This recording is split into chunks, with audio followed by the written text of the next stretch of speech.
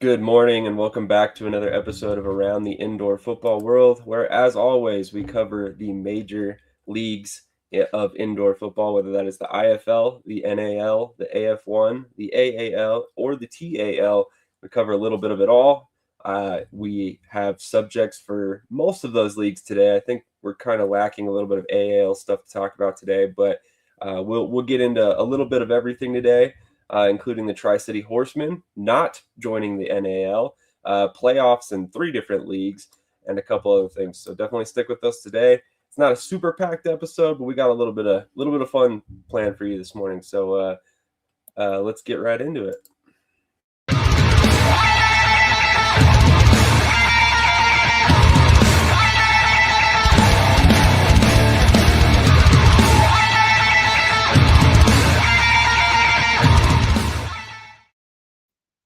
All right, we already got some people checking in. Thank you for being here this morning, Roger, as always. Really appreciate your support. All right, fellas, where do we want to start today? TAL playoffs? Sure. All right, there we go. In that case, we will go ahead and start off by giving you guys a little bit of a preview, discuss the games that are coming up today, both of which will be kicking off at 7 p.m. Central Time, I believe. And we have the Monroe Greenheads versus the Arkansas Diamonds in Arkansas, and then we also have the Nebraska Siege playing host to the St. Joe Goats, which shout out to our guy LeCedric. He's actually out with the Nebraska Siege right now. He will be at the game this upcoming weekend, so very excited, or tonight. Very excited to see his footage from the game, so definitely be checking out all our social media today to catch that as well. But let's break down the Greenheads versus the Arkansas Diamonds first. Obviously, Monroe started off a little bit slow this year despite their all-star coaching staff, and then ultimately kind of found a little bit of a role there mid-season. They finished 3-3. They sneak into the playoffs thanks to some key victories over some divisional rivals. And now we have a matchup with the Arkansas Diamonds. So I'm going to go to Krish first on this one. Give us your thoughts on this game. Tell us a little bit about what you think or how this will unfold, and give us your score prediction. Yeah, I think we see a common theme around the indoor football industry this week. A lot of teams are playing each other for the third time in the playoffs, right? And so the data that suggests that the team that lost twice has an advantage when they play a third time. So, I think it'll be difficult for Monroe. I do expect it to be closer. Like the first time they played, it was 37-31. So I expect a similar scoreline. I think Arkansas, their defensive line is a lot stronger than Monroe's front. And so I feel like Arkansas will still win, but it'll be like 45-40. I'm super impressed with what Monroe has going on. They got Tracy Brooks down there, and Daenerys Antoine, and then they got Timmy McClain at quarterback, and he's done a really good job kind of growing and developing as a young player in the arena league style play. So I got Arkansas winning 37-31. Yeah. Fair point. I think most people probably have Arkansas as the favorite in this game, given the way their season has progressed. But Cody, any thoughts on this game, and who do you think you have winning today? Yeah, it's kind of to Krish's credit, where one of these teams is one of the newer teams, and it's nice to be like, hey, you made the playoffs, you've had a hell of a season, kind of slow start, things like that, but now you're going up against one of the big boys. And Arkansas has looked pretty good, all things considered, this season. They've been looking good their entire franchise practically. So to be able to have this game at home, I think Arkansas is going to be able to pull it out. Monroe will probably give them a test, but at the same time, there's a reason why there are teams that are perennial winners. There are teams that are, mainstays in the playoffs or championship routes or things like that. Arkansas seems to be one of those teams. So give me Arkansas when it comes to that. Monroe, hell of a season, a lot to hang your hat on and a lot to build for 2027. But I just think it's Arkansas's time. Fair enough. TJ, any thoughts on this game? Yeah, I'm gonna say Arkansas probably pulls this one out as well. I think it's going to be, a one, or maybe they hit the second score to kind of give the clinching separation at the tail end of the game. But yeah, I see Arkansas winning at Monroe. like both Cody and Chris said, man, first-year franchise, they've done excellent at getting to this point. But, Arkansas, they still have that chip on their shoulder. They rebranded, but remember, they were the wise guys last year, and they were in the chip, and they fell just short. So they also want to get back and finish it off this time. So I think that's going to be the deciding factor. I like that thought process that you threw out there. I mean, 2 years, two straight playoff appearances. They're the favorite in this game. So if they make it to the championship again, back-to-back championship appearances, not a bad way to start off a franchise, right? Those Arkansas Diamond fans are probably enjoying their team so far. It's well coached by Bones Pagante out there. There are some things that haven't been super impressive at times by the team, but ultimately the culmination of their season was really went really well for them. So I think ultimately you guys are probably right hit the nail on the head here. I think Arkansas's got to be the favorite going in this game. My big question here is, can Monroe stop those receivers, right? Aaron Dilworth, also Zico. Both of them have been fairly dangerous this season. So, I mean, it's going to be up to that Monroe secondary to shut them down. And if they can't, then this game could get out of hand quite quickly. So I still have to question, which I guess is kind of like a quick aside, but I'm curious to see how they address, or how the coaching staff for Monroe ultimately addresses this offseason.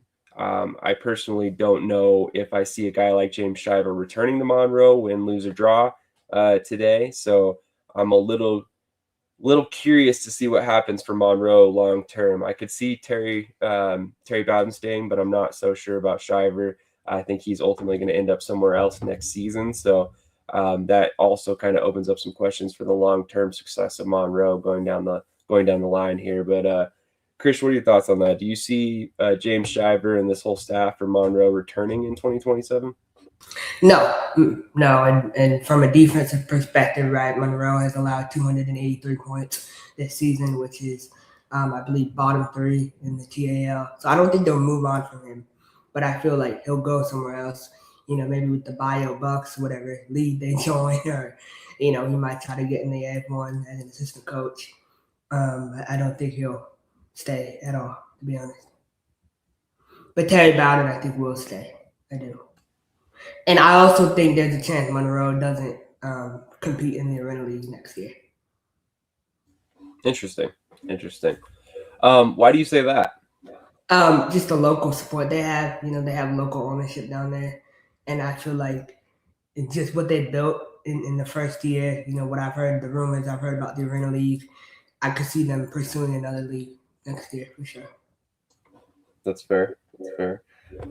Cody, any thoughts on the coaching staff? I know that you're not big on coaching speculation, but when it comes to Monroe, I mean, if Bowden's out, then Bowden's out, and you got to go find someone else. I don't really have anyone off the top of my dome that could fill that spot. But again, I don't think any of us were thinking Terry Bowden would be the guy from Monroe. We were all thinking of probably other arena lifers or things like that. So, like I said, while I don't really necessarily like to speculate, you are kind of put in a precedent for Monroe of are they going to go get someone that has the experience, or are they going to think outside the box again? So that will remain to be seen, and you kind of go from there, I guess, regardless of whatever league they're going to be in. But yeah, I mean, if that's their outside thinking, then they might go get someone from maybe lower college ranks, or maybe they go get someone that has coaching experience elsewhere. I'm not sure, but yeah, I mean, if that's what Monroe wants to do, we'll see. Fair. Honestly, my question is more about James Shiver specifically. I could be wrong. I don't see Bowden leaving personally. Shiver, however, had previously been mentioned as a candidate for another team that has not yet announced officially where they will play next season, if they will play next season. So that is one question as to why. Yeah. I would like to see Louisiana Rougarou make a kind of a push at Terry Bowden. I don't think he would do well with the hands-on leadership style they have over there, but I also think it would be interesting to see them try to at least push it and see what they could do. Yeah, and to be honest, like the thing with James Shiver too is like he is, dare I say, exclusive to Louisiana. So Right. he doesn't really go too far out of his way to go. He's not going all the way to Washington State or Montana or anything like that. So if it is, the Bayou Bucks or whoever is going to be there, if he wants a shot at head coach and they want to hire him, then yeah, more power to him, because that's kind of his niche at this point. But at the same time, like, who's to say? That's exactly where I'm at with it. TJ, any thoughts on that? Do you see Shiver sticking around long term? I mean, I'm going to go a little outside the box on this and say it really depends on really how much fun they had this season. I mean, how well the team performed. It really depends on how they're feeling. Is this something that they want to try? Depending on how this weekend today goes, if they do fall just short, do they all kind of sign on to run it back one more time next year? Or, do maybe some indiscretions come up and they part ways, maybe just go back into retirement, whatever. But I think it really depends on how close they feel like they are to a championship, because that kind of drive, man, that will definitely get you coming back for an extra couple of years if you're consistently close. Fair point. And honestly, my question becomes also if Bayou does not launch in 2027, like Cody said, Shiver doesn't really branch out far. So does he just kind of, stick with the Greenheads until his next head coaching position comes open? Or, does he eventually just take over with the Greenheads if Bowden decides to eventually retire? I know they're not exactly the same age, but they're fairly close. So I don't know that that's necessarily a succession plan we see happening, but it should be an interesting thing to follow along with this offseason. No disrespect to the teams in the Arena League, but it's very top heavy. You know what I mean? Like the top teams are like so far ahead the bottom teams. There's no like parity at all. So I look at Monroe and they're 0-4 against the top two teams so far. Maybe they can break that tonight, but it's just something to think about for the future. I mean, who did the Siege just lose to, though? Right, the GOATs. So True. Minor parity. I mean, at that point, the GOATs were still kind of hovering around 50-50 before that win. So right. That's a little bit of parity. I mean, I get what you mean, but yeah, like true. Like Memphis, right? Look at we talk about. I thought I was going to be wrong about Memphis, but I turned out being right. What I said about them in the beginning of the season, they're a semi-pro team, and they'll start to show, and they showed. Right? They fell off a cliff. So. God, Krish hates being right. We all know that, right? I'm just saying, man. Like you can kind of project where a team will fall based on experience too. I'm pretty sure Krish's first words were, "I told you so." Just saying.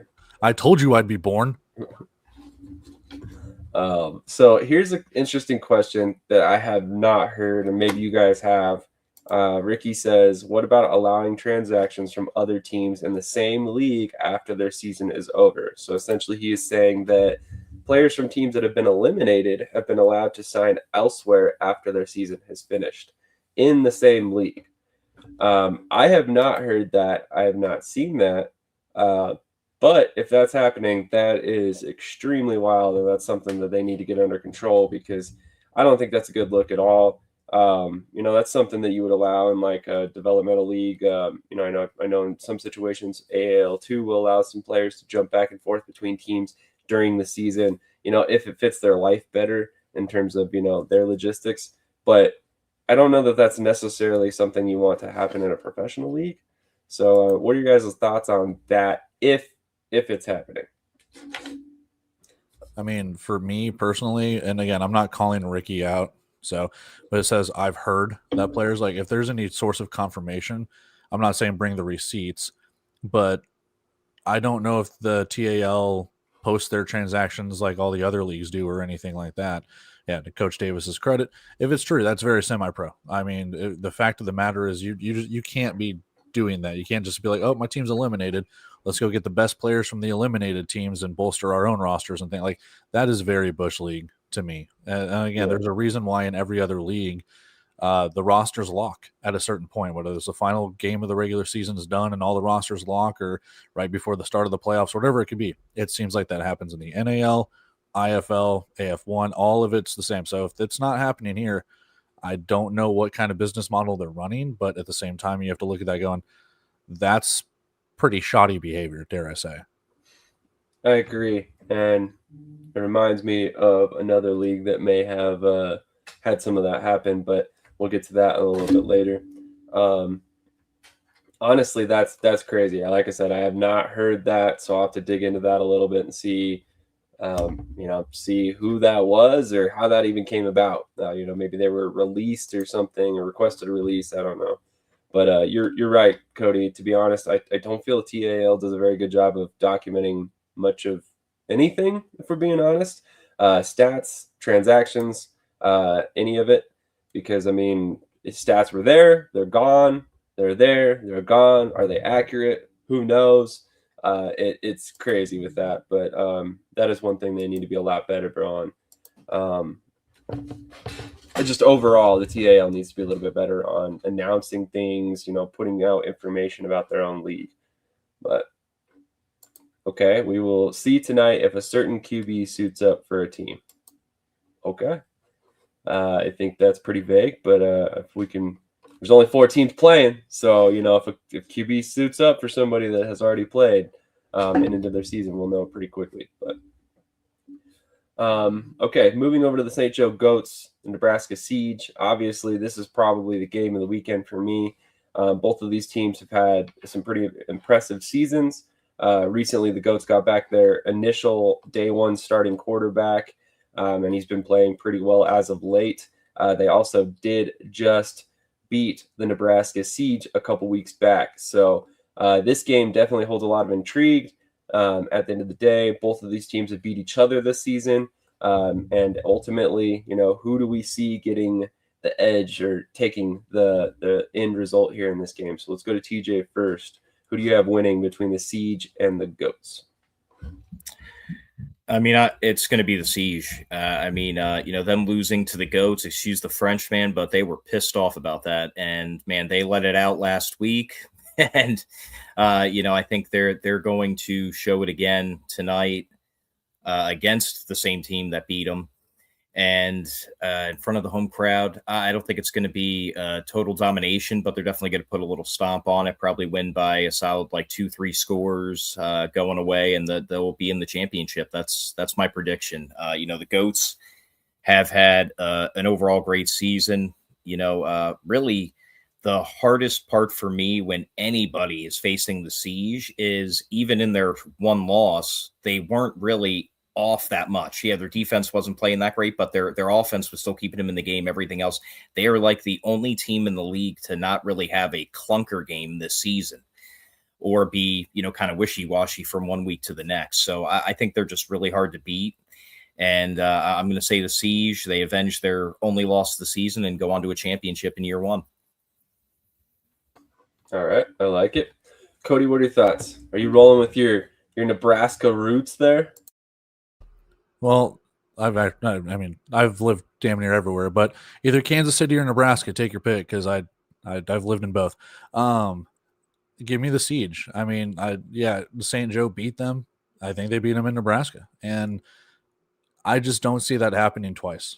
I truly don't. I think Nebraska's been able to learn from their mistakes. They've been able to kind of rectify that from the previous weeks and stuff, and just everything that we've heard from boots on the ground out there, it seems like Nebraska's taking this it's like they should take it seriously, but they're taking it very, very seriously. They are not going to let this one try and slip away or anything like that. So I give me the Siege in this one, but on the same thing that we just talked about with Arkansas and Monroe, we got an expansion team versus a team that's kind of been here before. So would it shock me if St. Joe pulls out another upset?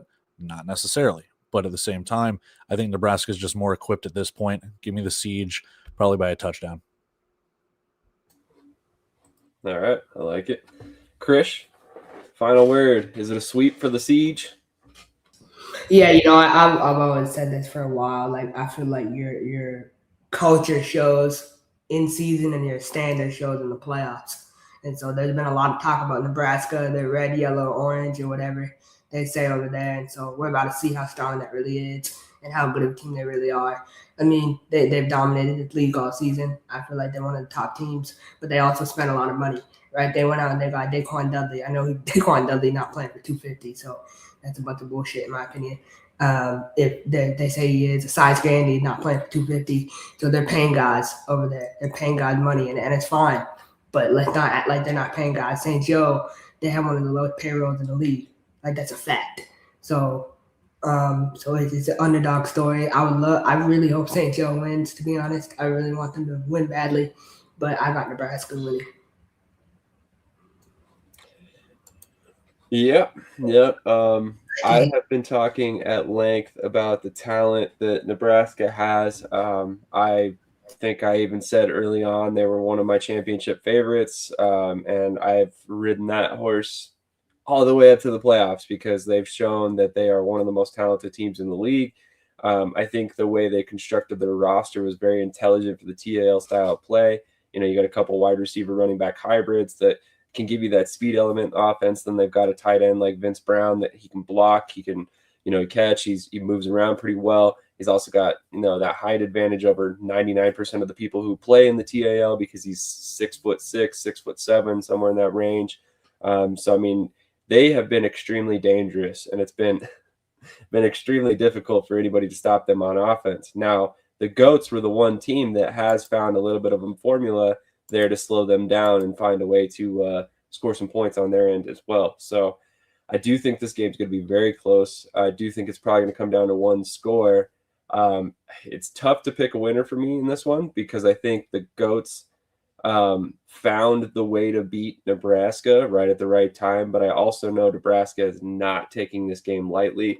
As Cody mentioned, all the reports from LeCedric, who's there at the game or at practice and whatnot with the team this week, they're locked in. They're definitely preparing as if they're playing the second best, or the next best team in the league, and they believe they've got the toughest matchup on their plate. So they're preparing accordingly, which I like to hear. So, like, this is really bad, and I'm gonna come across as really negative, but I'm gonna just say it. Like, I think it would be good if the Arena League goes away. Like, I'm just saying. Like, I think it's really good if it sounds so bad. Their website shit. Like, they don't know how to run an operation. Media. I think it's better if it goes away and they join other leagues. I really think if they're like that, you should want to play at the top level. But that's my opinion. So they can't just hire a media guy. No, but I'm just saying, man. Like, I'm being honest. Like, all those teams should try to join other leagues. What's the point of the Arena League? Like, I don't see the point for it. It's a fun style of play, but like, are they really developing guys? Like, what, you know what I mean? On the surface level, I understand what you're saying. Right. But to just sit there and be like, we need to do away with it. We can do away with a whole bunch of leagues, man. That doesn't mean that, like. No, I know, but it just shows. I feel like, I think I'm trying to come across from what you're trying to say. I do. Are they trying to develop players? What are they trying to do? I get it. But to just sit there and be like, hey, man, we don't really need this league. If you asked any person, we probably don't need like 2/3 of the leagues here. Of course. But we still have them because it gives guys opportunities to make that next step, to move up, to do things like that. What a weird comment, man. It's an underrated opinion. A lot of people think that, but Well, it's actually, man, I'm gonna come off as negative now, but I actually think if we're picking leagues to go away, TAL is on the bottom of my list there because it's different than everything else. So, I mean, in my mind, if you're condensing leagues and you want to get rid of some of these leagues and you want to get rid of some of the, the overlap, so to speak, then, it makes sense for, a logistical perspective with absolutely no knowledge of the sport to say AF1, AAL, and NAL, probably those three leagues or some combination of that and the IFL, just merge all these teams, create like two big leagues, and then keep the TAL as kind of the, I don't know, the off, not the off brand, but the different style of play that can be, that can kind of set itself apart. I think my comment was kind of misinterpreted here. I just need to clarify. Who needs a media guy though when Krish can just make his AI graphics for the league? My AI graphics are more views than the NAL website does, so I must be doing something right. So 90% of teams don't develop players. I actually agree with that. I think that's really accurate. But I also think when you look from a film perspective, right? We talk about guys letting film tape. Like no CFL or UFL team is going to take flag football seriously. I'm just being honest. You say that, but you got to understand that like a lot of the film that scouts are looking at, first of all, are they even looking at the indoor film? I know I've said this a lot here, and I hate to say it that way, but like, are they looking at the guy's college film, or are they looking at the indoor film? And if they're looking at the indoor film, typically it's because they didn't prove something in college, and that's why they're in the indoor football leagues in the first place. But at the same time, when I say that, there's still movements, there's still certain situations, there's still certain routes, stuff like that translate. So, I mean, you're not necessarily going to look at the TAL and be like, okay, this guy's playing against elite competition or anything like that. But, you know, a guy like, for instance, obviously not right now because Aaron Dilworth's probably an older one. But if you see a guy like Aaron Dilworth and he's over there making these insane catches, you know, catching the ball over the wall, well, all these different things that he's doing, you know, that's going to look impressive whether you're playing in the TAL, the NAL, the AF1, the IFL. You know, he's one-handed catching over wall, all that stuff. So I think stuff like that transcends the league you play in. So I think it all depends on a player-by-player basis.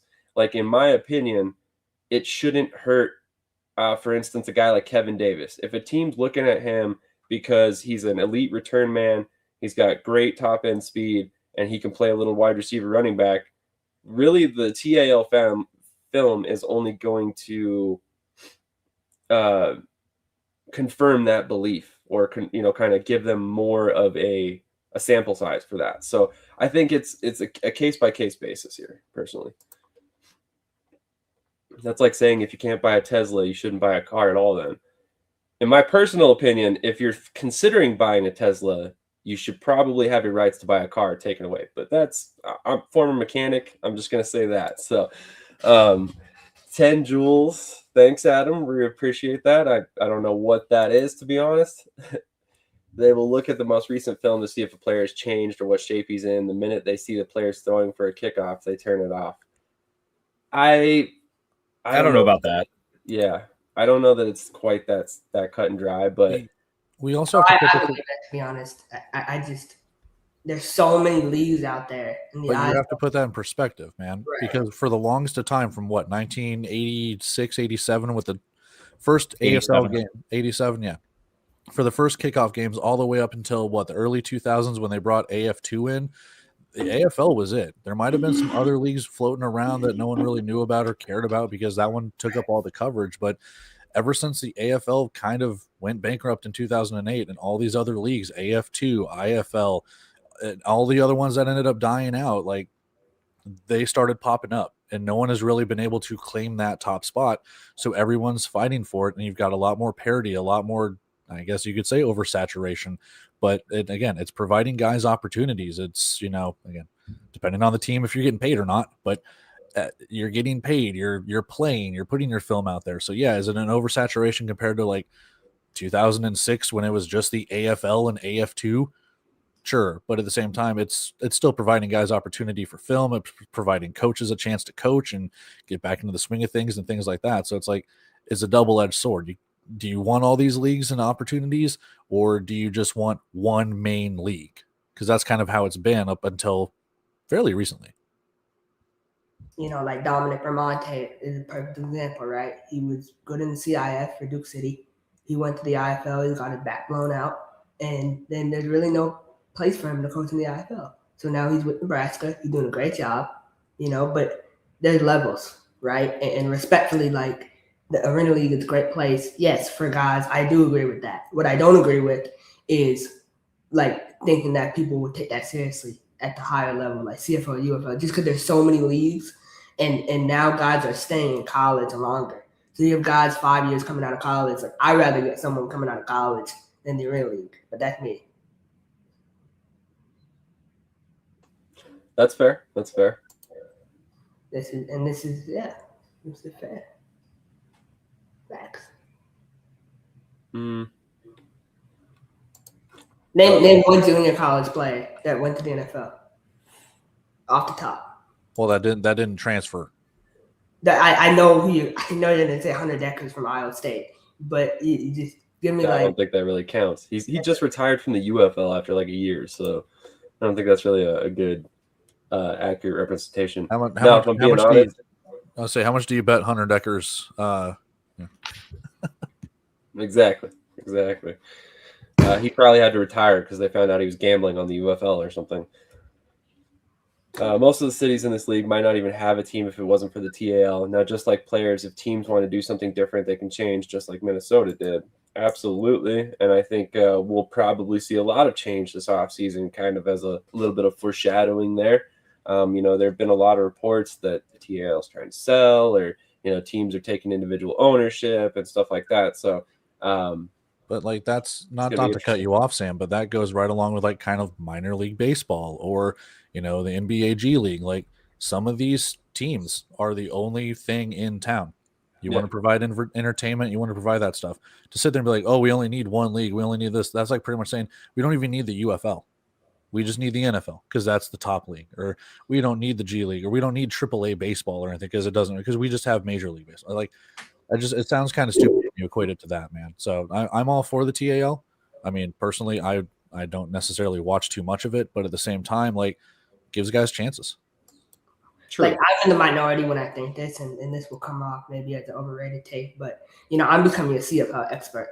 So I've been watching a lot of CFL recently. Like, trust me, I'm about to know more than you once I'm done this season. But I think the CFL has better talent than the UFL from an eye perspective, from what I see.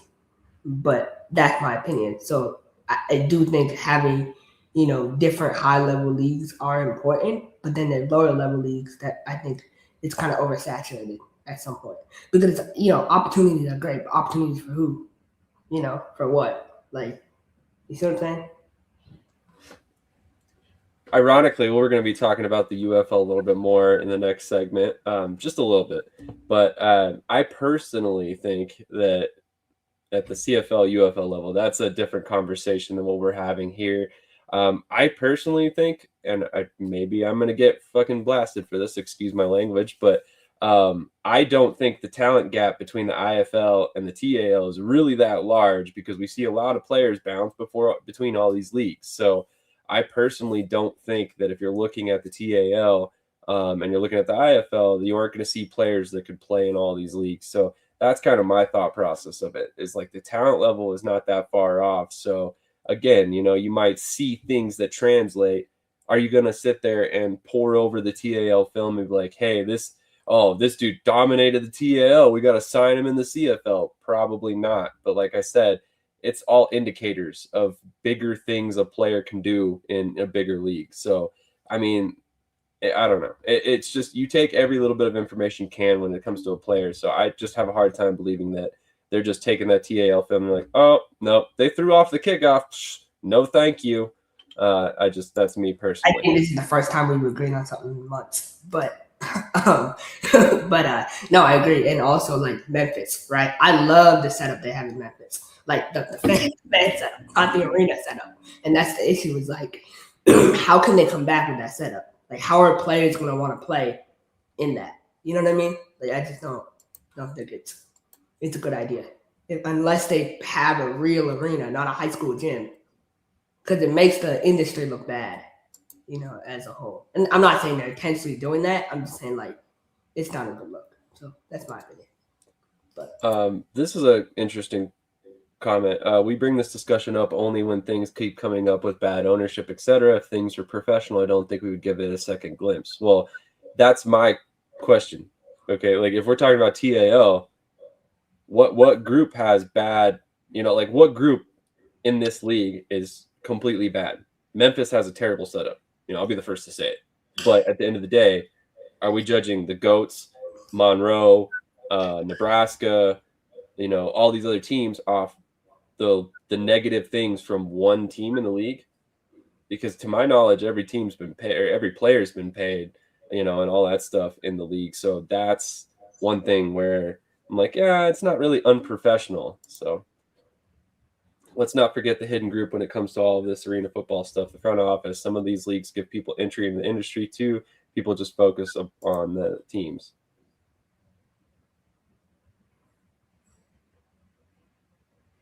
Okay, whatever. What about AAL? We'll get to that at some point. Wow, someone check on Sam. He's smoking the good stuff this morning. Only players that went to the TAL that are ones that got cut or the season is over. Same thing that can be said for the IAL. Grabbing any and every player from higher leagues. We'll leave it there. We'll leave it there. But anyway, we'll get to this comment and then we'll go ahead and hit a commercial break. That's exactly what it is. No, I'm not pointing anyone or any league specific out. I'm saying if we never had or heard these issues, I think we would look at it as more and more football for us to watch. Okay, great point. And yeah, I'm not smoking anything. I am definitely going on lack of sleep. But let's go ahead and hit a quick commercial break. We don't have a ton on the AAL today, but I did want to pose you guys one or two questions real quick that I think will be an interesting discussion topic. Probably spend about 5-10 minutes on that, and then we'll transition over to the next league. But stick with us. We still got plenty left to go. What? We'll pull it up in a sec.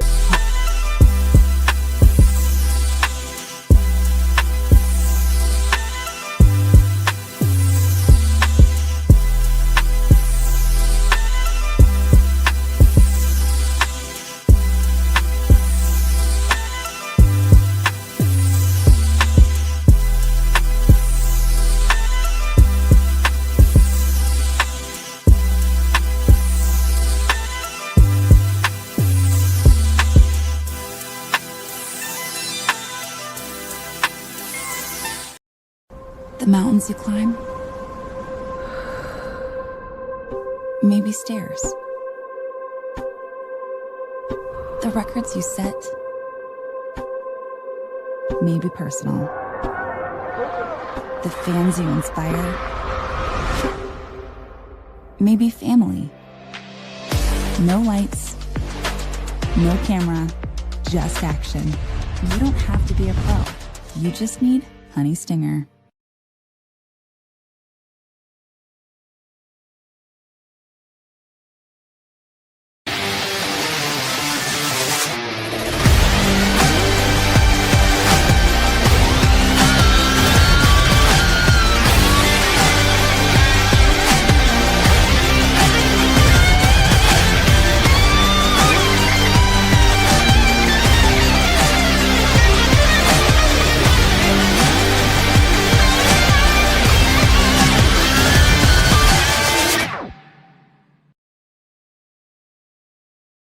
All right, so I've got an interesting topic, one that I didn't really put on our lineup, so if you guys don't have a ton of thoughts on it, no worries. But we've recently got announcements that 2 of the UFL teams will be relocated, and it just so happens that 2 of those markets may or may not have some effect on the AAL and its teams. Obviously, one of those being Birmingham Stallions, which obviously the AAL has announced a team down in Montgomery, Alabama. So we could see some effect there. All of a sudden, they may be the only professional team in Alabama. And then we also have Houston. The Houston Gamblers are relocating, which, one less professional team potentially in Texas or at least in Houston. So do we see an effect on San Antonio or North Texas there? So like I said, not a super in-depth topic here. Just wanted to go around the horn, see if you guys think that's going to have any effect. If not, no big deal. Like I said, not a ton of depth to this topic, just something that popped in my head this week and I wanted to ask you guys about. So let's go to TJ first on this one. Yeah, I think Birmingham will make a little bit of a difference because, again, now Montgomery will be the only team there. As far as Texas is concerned, Houston, yeah, it's one less team, but, we've kind of been talking about this on and off for the last year now, where Texas, it's kind of just in that weird zone where they're football centric, but just maybe not indoor and arena football centric. So, that I'm still a little cautious about, but I think the Birmingham will definitely help Montgomery. Cody? Yeah, I'll somewhat echo that. We're talking about two different styles of football. One completely outdoors. It's trying to be somewhat of a feeder league towards the NFL or maybe the CFL or whatever. I don't know if it's necessarily going to impact either team. Like for one, Houston, there's really Beaumont's there, but other than that, there's really not anything in that Houston area for indoor and arena football. So, I mean, you've got North Texas, you've got San Antonio, two San Antonio teams. Like those are completely far and away. Of course, we're talking other ones, Odessa, blah, blah, blah. Those are all far away from where Houston is. So I don't think Houston leaving is going to really impact anything when it comes to arena football in Texas. When it comes to Alabama, could it have a couple more fans go out to Montgomery? Sure. I'm not up on my geography of where Montgomery is located in regards to Birmingham, but Alabama being one of the smaller, moderate states when it comes to that size, like, could you see people going from Birmingham to Montgomery to catch a game? Sure. But I think those people would probably still be content with whatever. I mean, they've got some hockey up there, but they'd be content waiting on UAB football, Alabama, Auburn, whatever the case could be. So it's like, can I see some people maybe tuning in for the Catfish? Sure. Are they going to sell out? I don't think just because Birmingham left. I don't think that's the case. Krish? It'll make no difference. I think we're kind of looking into this too much, unfortunately. Montgomery hasn't played it down in football. Texas, Wild Dogs, Hogs, or whatever, they haven't played it down. North Texas Steam haven't played it down. You got to play it down before you can talk about, like creating a fan base, from another league. So I don't think it'll make any difference. They're not talking about it, though. We are. We're the media. So. No, I'm just saying, though. Yeah, I get your point.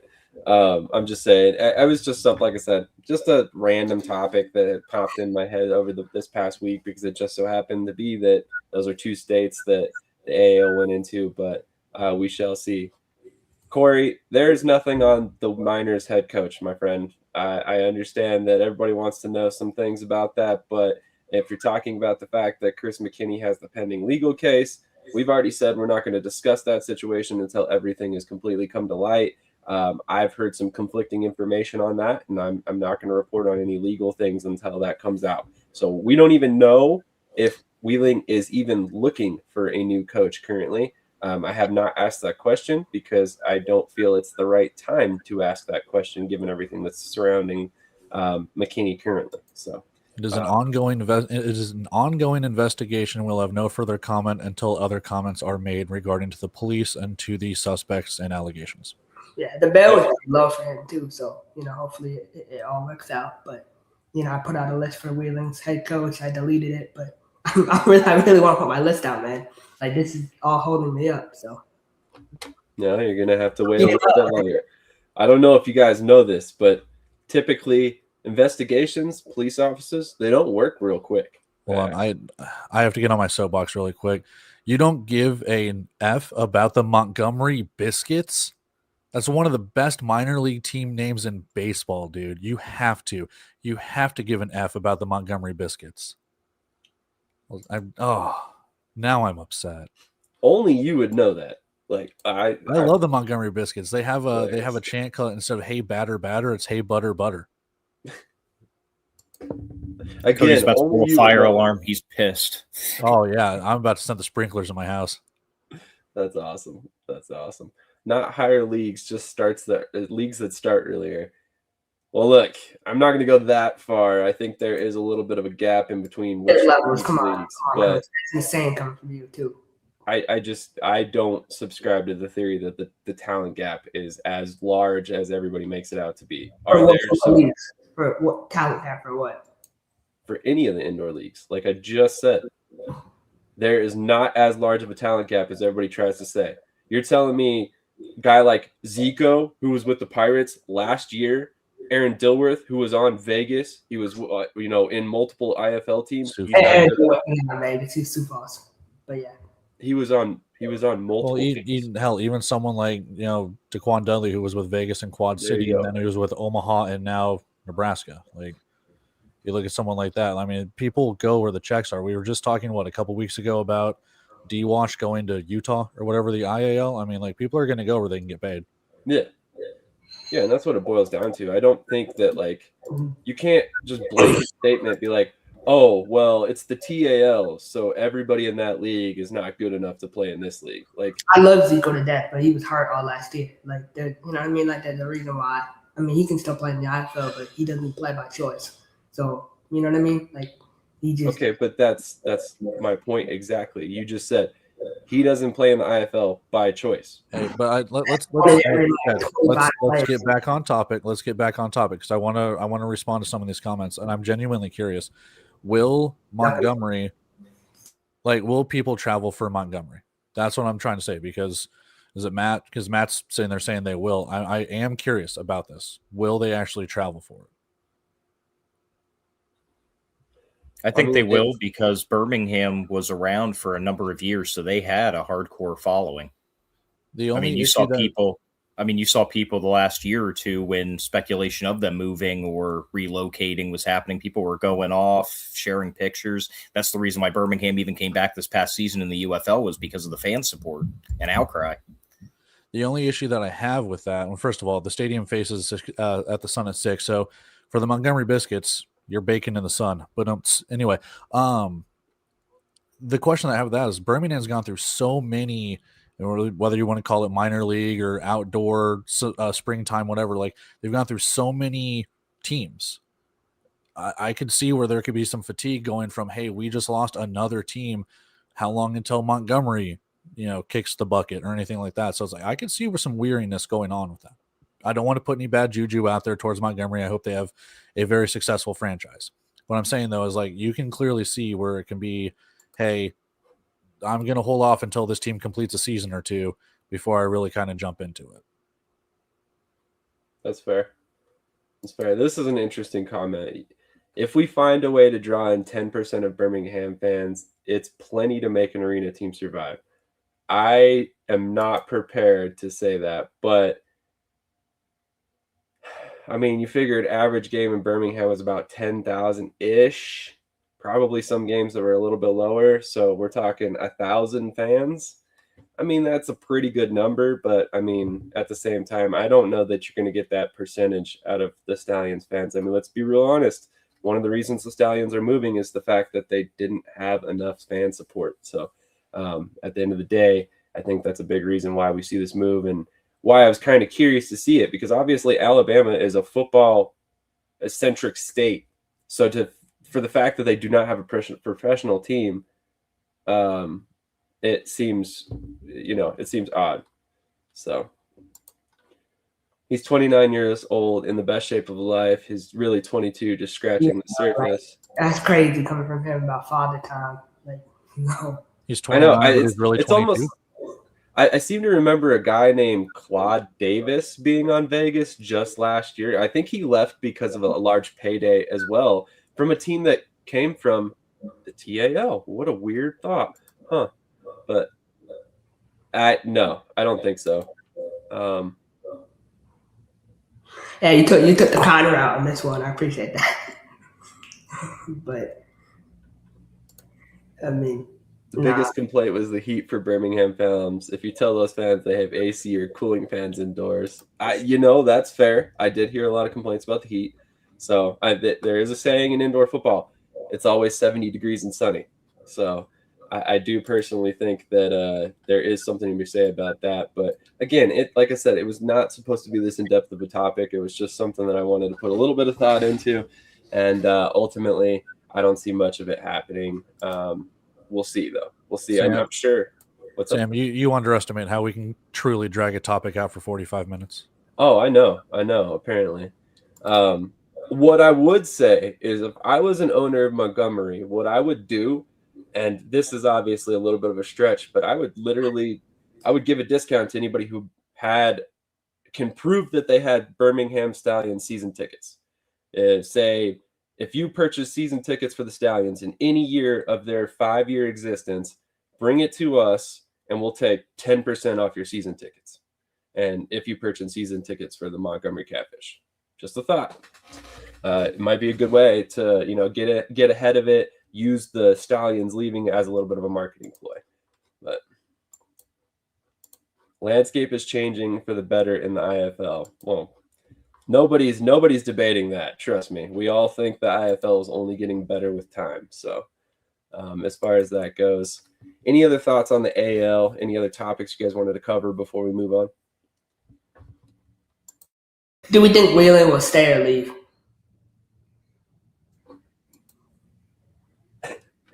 Are we going to address this every week? No, but I need an answer. So I understand. You already know my answer, so I'm going to decline to answer this one. They're going to stay. I'm not going to drag it out. They're going to stay. Okay, all right. So for August 1st, 9:05, I'm staying there, leaving, and I have this. Okay. So I'm going to state that they're leaving and they're joining the NFL. they're leaving. You mean relocate? No, we don't mean relocate. We mean leaving the league, the AAL. They're staying in the AAL, man. Come on. Can you see AAL number 2 indoor arena league in 5 years? TJ can. There's a short on YouTube you can go check out. And I feel like by the end of next season, if not at some point during next season, they will be considered the top arena league, especially with the way things are going with the other arena leagues. Hey, I hope this is the case. We all hope this is the case. And for the record, I lost the comment, but yes, 1,000 fans for a startup arena football team is not very bad in their very first season. But don't need hands slapped, TJ. That's just my opinion. Like that's what I think, but whatever. Corey, I'm sorry, man. We're not going to spend a lot more time on this. We've discussed this a couple times at length. If you would like to hear more of our thoughts on Wheeling or the AAL, I encourage you to go watch a couple of our previous episodes. We just don't really want to continue to rehash the same topics week after week. We've got a lot of people that watch every week, and we don't want to spend a ton of time beating a dead horse. So it's nothing personal. I'm not trying to ignore your questions, for the record. Really not. Just want to encourage you to watch some of the previous episodes where we've discussed some of those topics. But any final thoughts on the AAL before we move on to AF1? Yeah. You don't want to beat a dead horse, but you can beat a Birmingham Stallion. Boom! I'm on one today, boys. I'm sorry, Krish. What were you going to say? Oh, yeah, just hoping the Wheeling situation gets resolved soon so we don't have to keep running around in circles about it. But, let them take their time if they want to. And then, yeah, I'm excited about.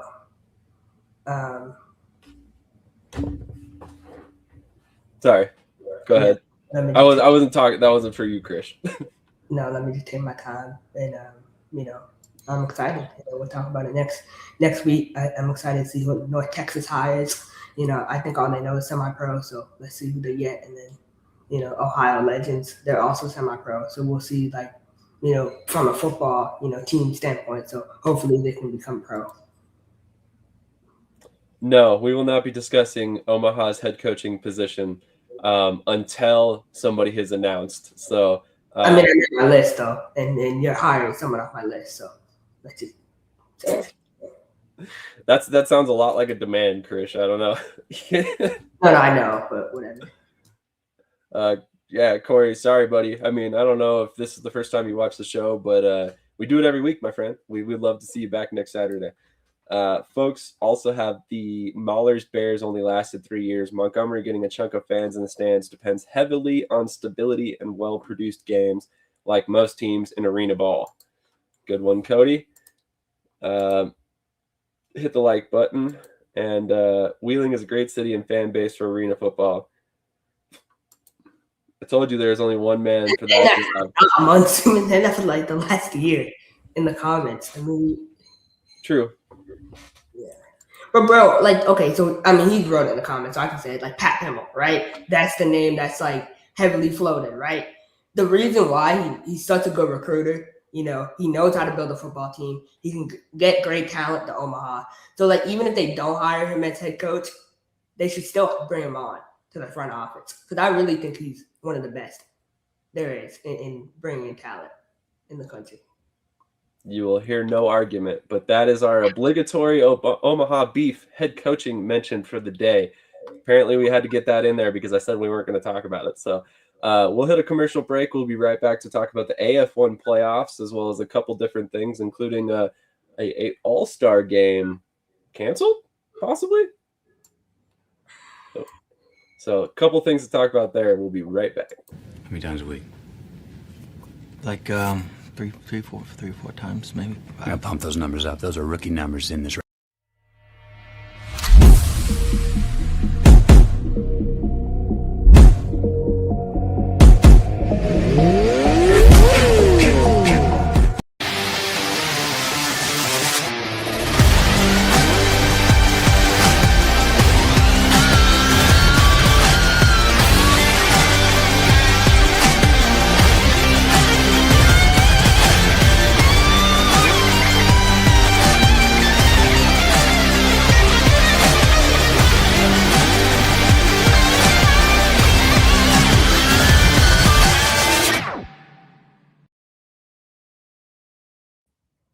All right, so let's talk about some AF1 playoffs. But before we do that, we're going to discuss the apparent cancellation of their All-Star game they had spoken about this offseason, or this season so far. So a couple weeks ago, we were all informed that there would be an AF1 All-Star game taking place in Oceanside, California, later on this year after the season finished up. So Adam Shackelford put it out a couple days ago that there will now no longer be an All-Star game, and it is apparently canceled. So obviously this is not confirmed, although Shackelford typically is somewhat in the know. He's a long-term coach, so he's probably saying that based on some information that he has, not just willy-nilly throwing that out there.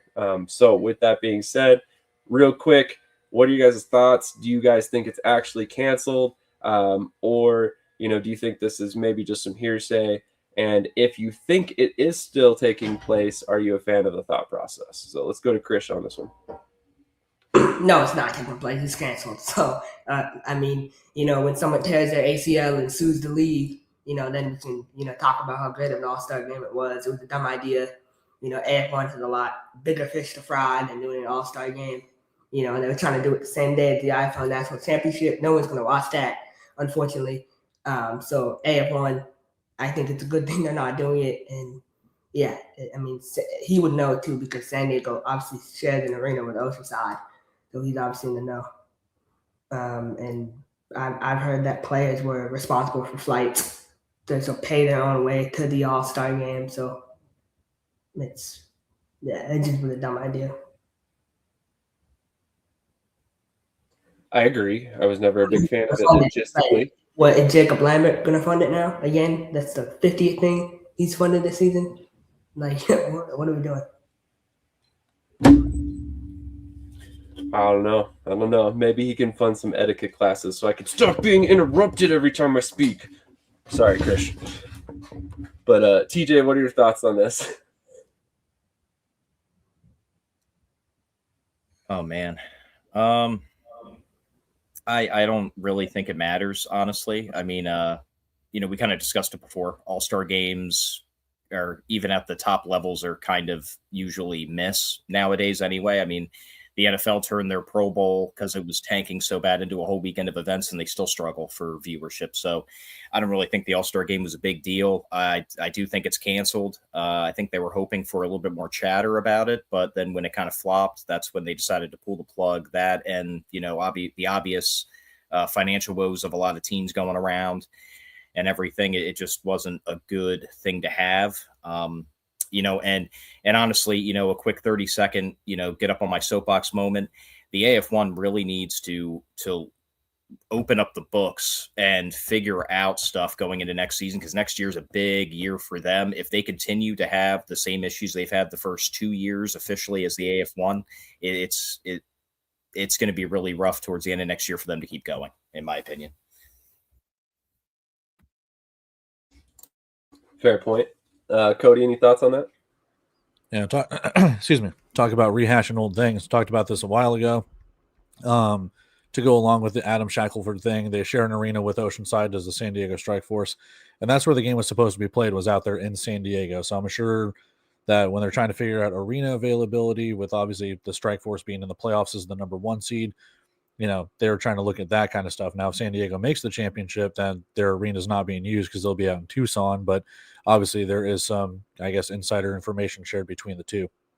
But it's like we've talked before, getting all the guys out there, based on if they're all still under contract, if they're going to sign like a 1-day deal, whatever the case could be.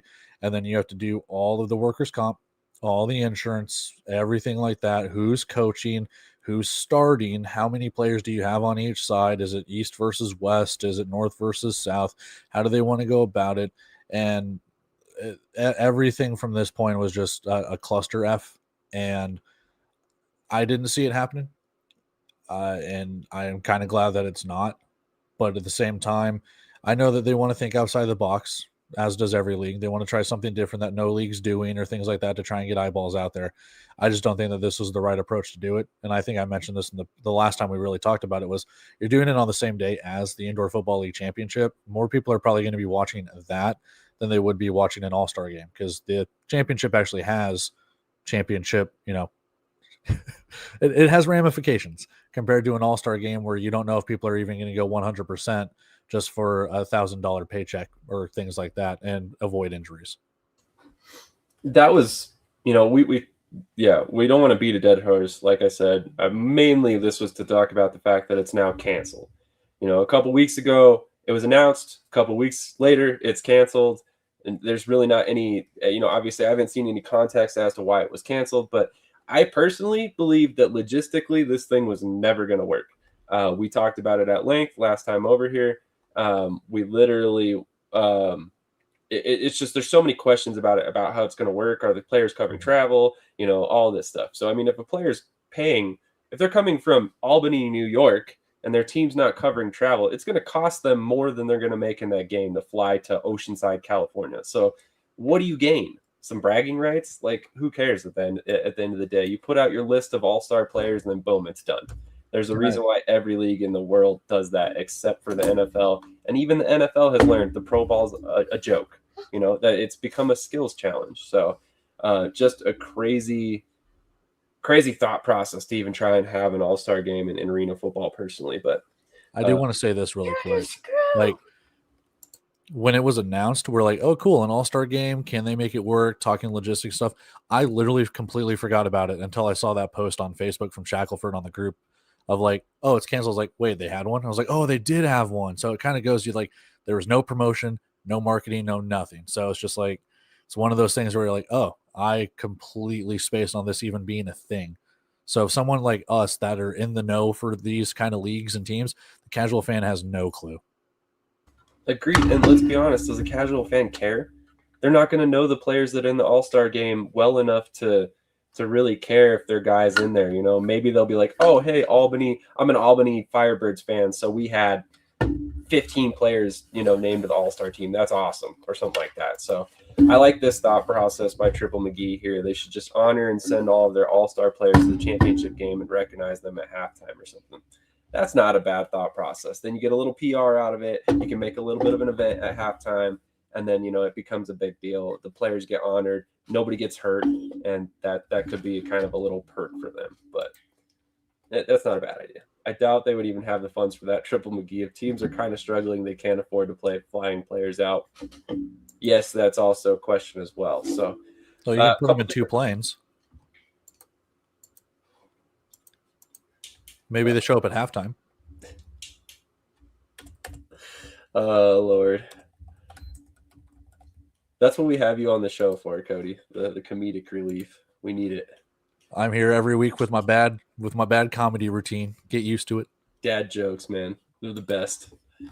All right, so let's talk some playoff games. Obviously, last week we had Michigan and Minnesota take home the victories. We now know there's going to be some very interesting playoff games coming up this upcoming week.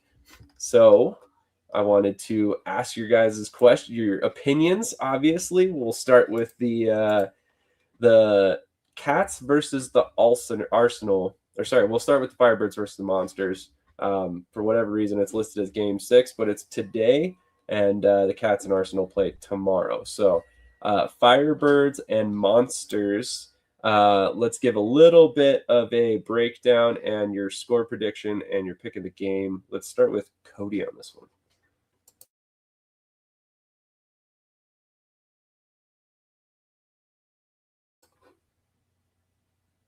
Did you catch that, Cody? No, I didn't. What?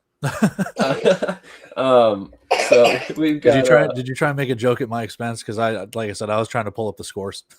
Oh no. I was just gonna say let's do a preview of the Firebirds and Monsters, and just give your thoughts on that game in particular. Obviously, this game's in Albany. Minnesota will be traveling out there to face the number 2 seed Albany Firebirds. So what are your thoughts on Albany versus Minnesota? Yeah, with Minnesota getting the victory last week with everything that went that way, like, is it another opportunity for Minnesota to kind of prove their worth? Yes, we've seen what they were. I know it's a different team, kind of the same ownership, things like that from what they were in the TAL. So they've kind of proven themselves a little bit, all things considered, but it's Albany. And as I've been saying all season, it's all going to go through Albany. I know Nashville's kind of usurped them a little bit here, but I have to go with the Firebirds. Yes, they've had some losses this season compared to the previous ones where they only lost like 1 game a year or only lost in the championship or whatever. But at the same time, I think Albany is just on that collision course to play Nashville in the championship. We've been saying it for months at this point. Spoiler alert for the second game, but I think Albany's the better team. But between these two games, this will be the closer of the two. I think Albany pulls out a victory by let's say about 10 points. I think it's going to be a game where it'll be a little bit back and forth, but it could be something where Albany scores at the end of the first half, they score at the second half, and then it's just a back and forth affair where they go bang bang from that, and then no looking back. All right, Krish, thoughts? Yeah, I mean, Minnesota, they're kind of on their high horse. In my opinion, their whole coaching staff is on the hot seat going into this game. I mean, you have the highest payroll in the country, and your own for it, Nashville and Albany. This is a big opportunity for Minnesota and Darren Clark to back up all the talk. They talk about, they try to act all tough, but we'll see. We'll see how tough you are today. Sam Castanova's back, Juwan Brown's back. And they also signed Bailey Hale, an amazing kicker from Tulsa. Previously was with the Solana Liberty. What a big, big move for, Albany and Co. So I feel like Tony O'Neill, since he's called the defense, he thinks it's easy because he hasn't gone against the top teams yet, right? He hasn't, in these moments, he hasn't seen the Sam Castanova. He doesn't even know who Sam Castanova is, right? That's so above him. So he'll learn who he is today, and they'll suffer, because when you try to spread smoke and act like you're tough, it never ends well. It never ends well. So give me Albany by 30 points. Give me Albany by 30 points. I like 65 to 35. Yep. Wow. About the ass, baby. Old school style, too. I'm just saying, Krish may or may not be the leading expert on not acting tough if you can't back it up. Just saying. No, and people say I hate Minnesota. I don't hate them, but I'm just realistic about where they're at as a program and the amount of money they spent. I have no problem with spending money to try to, win the I don't hate them. I strongly dislike them. Nah, I just like the way they move and the way they go about things, So that's it. What about the way they move do you not like? I'm just curious. I think Tony tries to act a lot more established than he is. And he forgot where he was just a year ago. He act like he's humble. He's the most non-humble person there is. Like, I mess with him, but I also think sometimes when you lose sight of where you came from, it's difficult. So, all right. And there's nothing against him. It's just reality. Gotcha. I was just curious, like what you were trying to insinuate there, because I thought you were trying to go down the payment road, and we'll just leave it at that. I was like, I don't really see a problem with them necessarily. I mean, the payment was not invented, but when Ben McCoy was in Minnesota, right, he was the one hitting up all the guys on Vegas, trying to get them to sign. Like, he wanted to get Lonzo Hernandez. He wanted to get all these players, right, which I don't blame him. But at the end of the day, like, they signed Claude Davis and they paid him a bunch of money and they pay all these guys. Like, they act like they scouted their whole team. They didn't know scouting at all. They just stole players from other teams. So, and there's nothing wrong with that. I love that Jacob Lamb is able to pay his guys the amount of money. But there's some guys that don't deserve to be paid that much. Javonte Johnson does not deserve $3,000 a game. Like, I'm sorry, he just doesn't. So, speaking of beating a dead horse over and over and over again. But he can make a living off it. I mean, I know Southwest can't, afford to pay guys the amount Minnesota can, but, it's crazy. So, what does that even have anything to do with the topic we're talking about? That's Coach Thomas as a candidate, for Minnesota next year if they move to Iowa. Only in your brain, buddy. Only in your brain. If Coach Thomas leaves, I expect a public apology. By the way, but a public apology? Yes. Am I getting a public apology? Yep. No, you're gonna give me a public apology? Because I feel like there's Southwest. Yes, I will. Yes. No, I just mean there's a lot of takes that you've had over the last 5 years that you've said such and such and such and such, and guaranteed it on eating hot wings or shaving your head or this or that never came to fruition. But you want a public apology if you're right about one thing. Yeah. Okay. It's about your coach. It's really crazy context there, Krish. You're hilarious.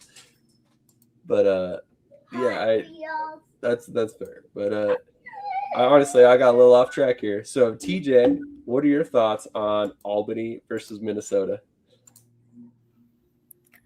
Well, first off, everyone already knows who Sam Casanova is, so I don't think anyone doesn't know who he is.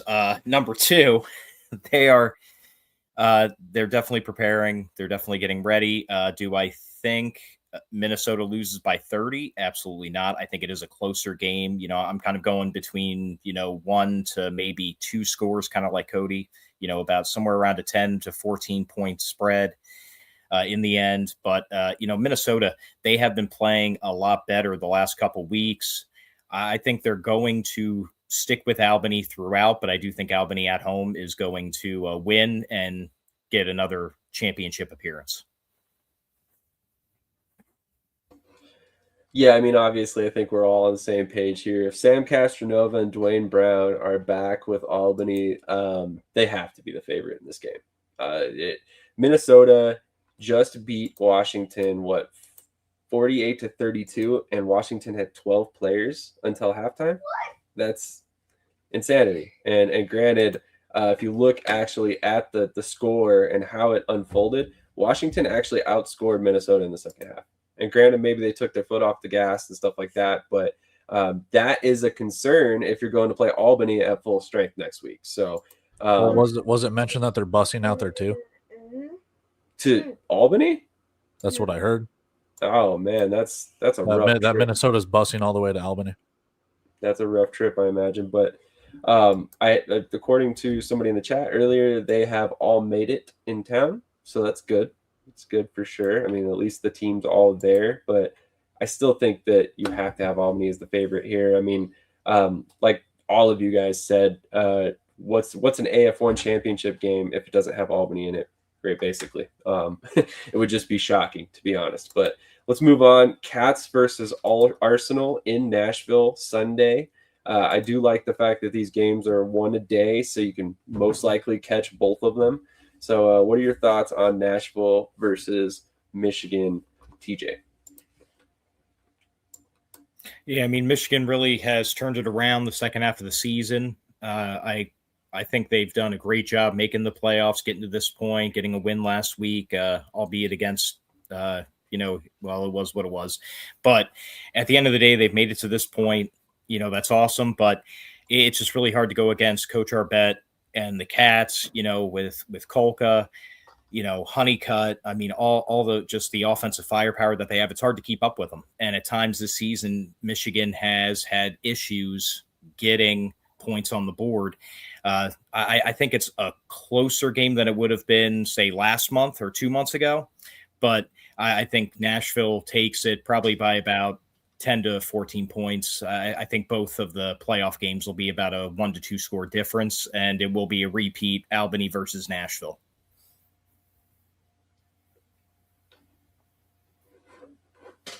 Okay. All right. Cody, any thoughts on Nashville versus Michigan? I almost said Minnesota. Yeah, like I said, the collision course is Nashville versus Albany. I think Michigan can put up a fight, but I think at some point they're eventually going to run out of gas. Nashville has all the tools to make it. To Krish's credit, the MVP of Malik Henry and what he's capable of doing, it could keep Michigan in the game for a little bit. But like I said, Nashville is just the complete package. They've proved it this season, and we should be destined. And they got people in the comments wanting Michigan for the upset, and that's perfectly fine. But I think Nashville, I think they take it. I'm going to say by 14 points. Krish, what are your thoughts? Nashville got some firepower. They got Trey Reynolds back. Peyton Mojo, one of the top linemen. They're kind of loaded up the clip for this playoff run. It's going to come down to special teams for me. Malik will have a great game.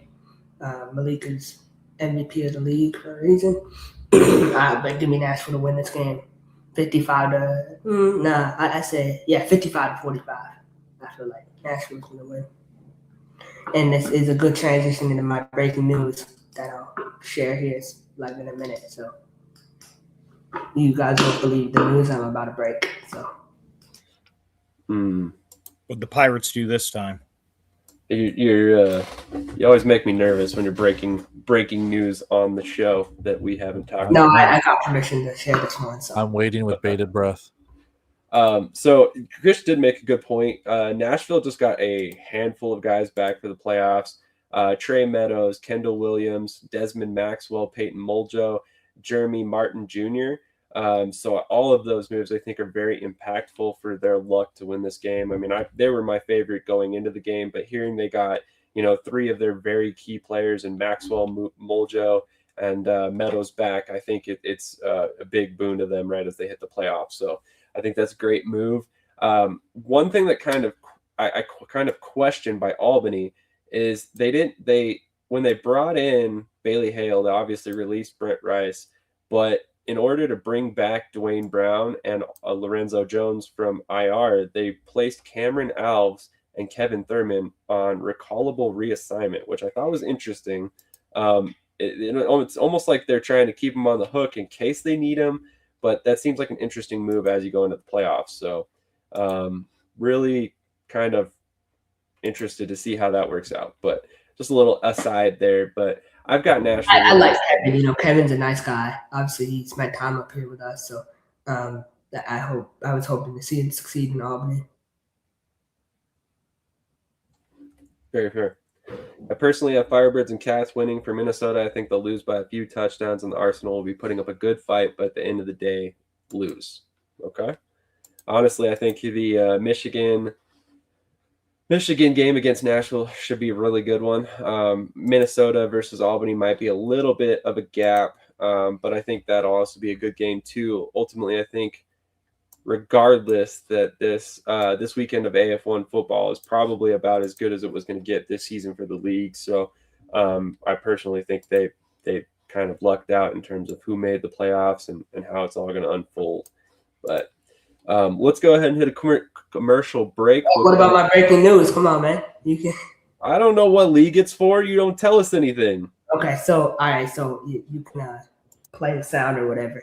But so for the AF1, I was informed yesterday by the man himself, Sean Lyota from Michigan. He gave me permission to share this.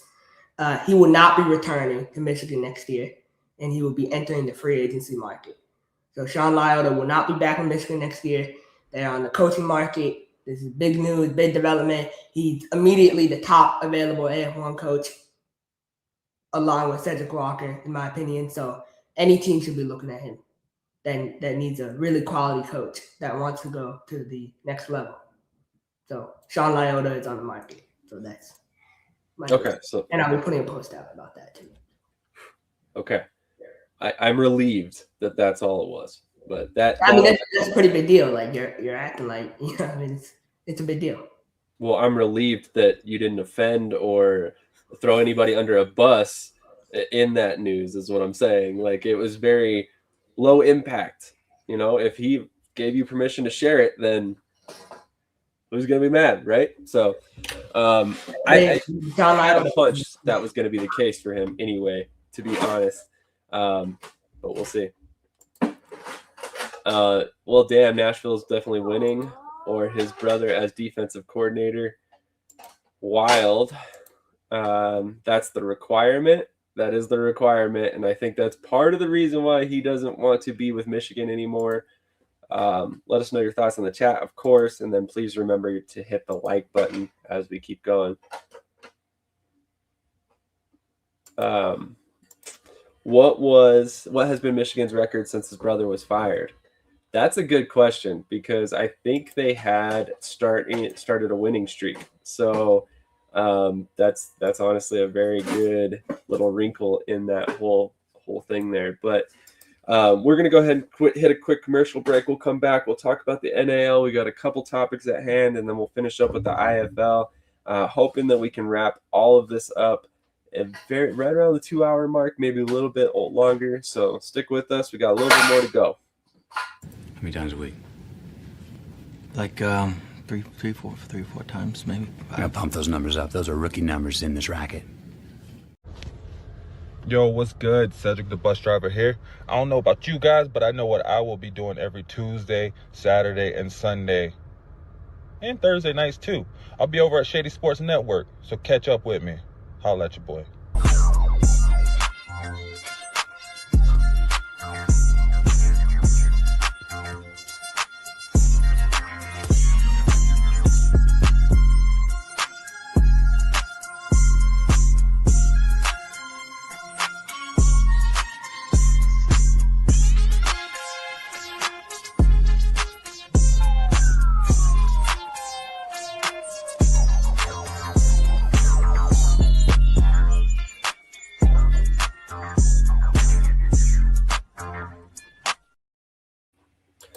All right.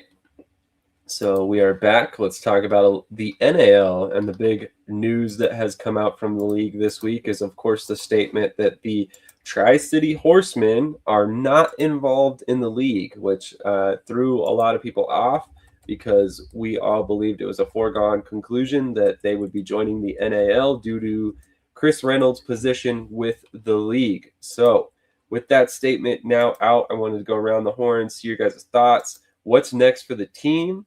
Are they actually going to play in 2027? Is this just a bump in the road?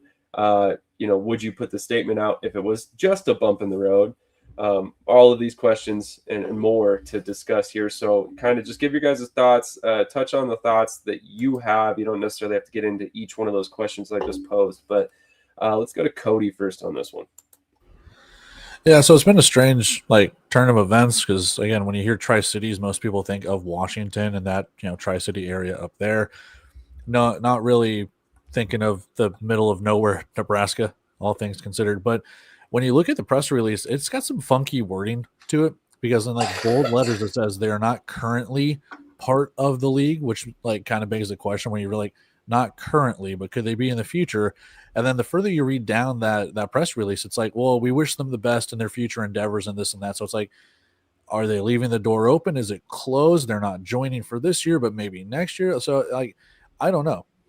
To be brutally honest with you, if they're putting this out, and this isn't the first time the NAL's had to put something out like this, it leads me to believe that they're not going to play this year, at least in the NAL. They'll be somewhere else, and then if they can get their money right and they can prove and be vetted, I mean, to the NAL's credit, I think they're doing a good job here, trying to be hey, if you don't have everything set up, we're not letting you in. And it looks like Tri-Cities does not have everything set up yet. So if this is something where it turns into a Dallas Bulls 2.0, they let them into the league, and then it falters again halfway through the season, it's just another black eye in the NAL. But I think they're trying to do their due diligence on this. So we'll see. Fair point. Real quick, over the past several days, there has been misinformation circulating regarding the relationship between the National Arena League and the Tri-City Horsemen. To provide clarity, the Tri-City Horsemen are not currently a member organization of the National Arena League and will not be competing as an NAL franchise during the upcoming 2027 season. However, after many conversations with Chris Reynolds, we appreciate that the organization intends to move forward with competing during the 2027 season, and we wish them nothing but success in their endeavors. The NAL appreciates the efforts of Chris Reynolds and his organization and remains supportive of their continued growth. We value the relationship we have built with Chris, as well as the contributions his organization has made to the league, and we look forward to revisiting the opportunity for the Tri-City Horsemen to return to the NAL when the organization feels the time is right. The NAL remains committed to working with our member organizations as we pursue a shared vision of long-term stability, professionalism, and the continued growth of indoor football. We appreciate the continued support of our fans, partners, member teams, and we look forward to an exciting 2027 season. So, TJ, what are your thoughts on this Tri-City Horseman situation? From the sounds of it, they were jumping the gun, assuming since they were in the NAL before, they just get the auto in, maybe. I'm not sure how that went for them. Hopefully they are able to find a league and play, maybe a lower costing league to kind of get their footing back, similar to what, we saw Wheeling do a few years ago. And for the NAL, to kind of echo what Cody said, this is proof that the NAL isn't just, hey, you want to join? Awesome. We want numbers. No, they're looking for quality. And this is a good look on the league. And again, hopefully it all works out for the Horsemen. And, maybe this is revisited next season or the following season. Agreed. And this is an interesting comment. Even the Horseman website states proud member of the NAL. Again, first of all, the website was converted over from the Idaho Horsemen. So for all we know, that statement may never have changed from when they went dormant as the Idaho Horsemen. But to be fair, I don't think Chris Reynolds had any intention of joining any other league until something else came up, because he was a part of the front office in the NAL. So I think it was a foregone conclusion for him and basically everybody who was paying attention that he was probably going to be in the NAL until this statement came out. And this was all basically reactionary to the fact that I think it was Kearney, the city of Kearney, Nebraska, put out a post. It was like visitkearney.com or something like that. That was like, hey, we're proud to announce a new tenant to our arena and things like that. And everyone's like, oh, here it is. Because, like you said, that most people were thinking when you see Tri-Cities Horsemen update their profile picture on Facebook, you're like, oh, it's the former Idaho Horsemen. They're just going over to Washington and doing all that stuff. And then come to find out that Kearney, Nebraska is like, we got a team. And everyone's like, you have a team? And that's now the NAL's like, well, wait, hold on a second. So I think the city kind of jumped the gun there. Yeah, I mean, obviously they must have jumped the gun there, because they even went as far as saying, they're going to compete in the NAL, playing teams like Colorado, other teams in Nebraska, So the next question becomes, of course, if they're not playing in the NAL, where are they playing? Is it the AIF? Is it the AAL? Is it the TAL? I think that'd be kind of a weird fit, but I could see it, I guess. So let's kind of go around the horn, and then Krish, what are your thoughts on this statement as well? So I'll kick that to you first. What are your thoughts on the statement, the situation, and then what league do you think that the Horsemen end up playing in? Yeah, good on the NAL, right, for standing up finally, right, and not bumping their head for the 80th time. They finally understood, we need to do our due diligence on these teams. I really don't give a shit for Chris Reynolds and his Horseman organization. He's a great, from what I understand, he's a nice guy. He's egotistical as hell. Like, he lives in a world where he's the only person that really exists. And we saw that with Idaho, right? So it's embarrassing. It's a bad look on him to let the city announce that. He even went on a podcast, a 30-minute podcast, talking about how they're joining the league and everything and the team. I mean, I don't know, man. Like, it's just not a good look for our industry, again, to have someone straight up lie. It's called lying. When you say they're joining something and they're not approved, how is that not lying? I'm gonna keep my mouth shut on this one. You go ahead. You do your rant.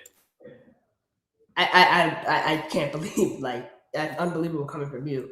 You're the first person to call out people for lying. So that's called lying. So you're lying. Please continue. You're part of that lying. Yep, So part of the lying, because I said it might not be a lie. So it's a lie.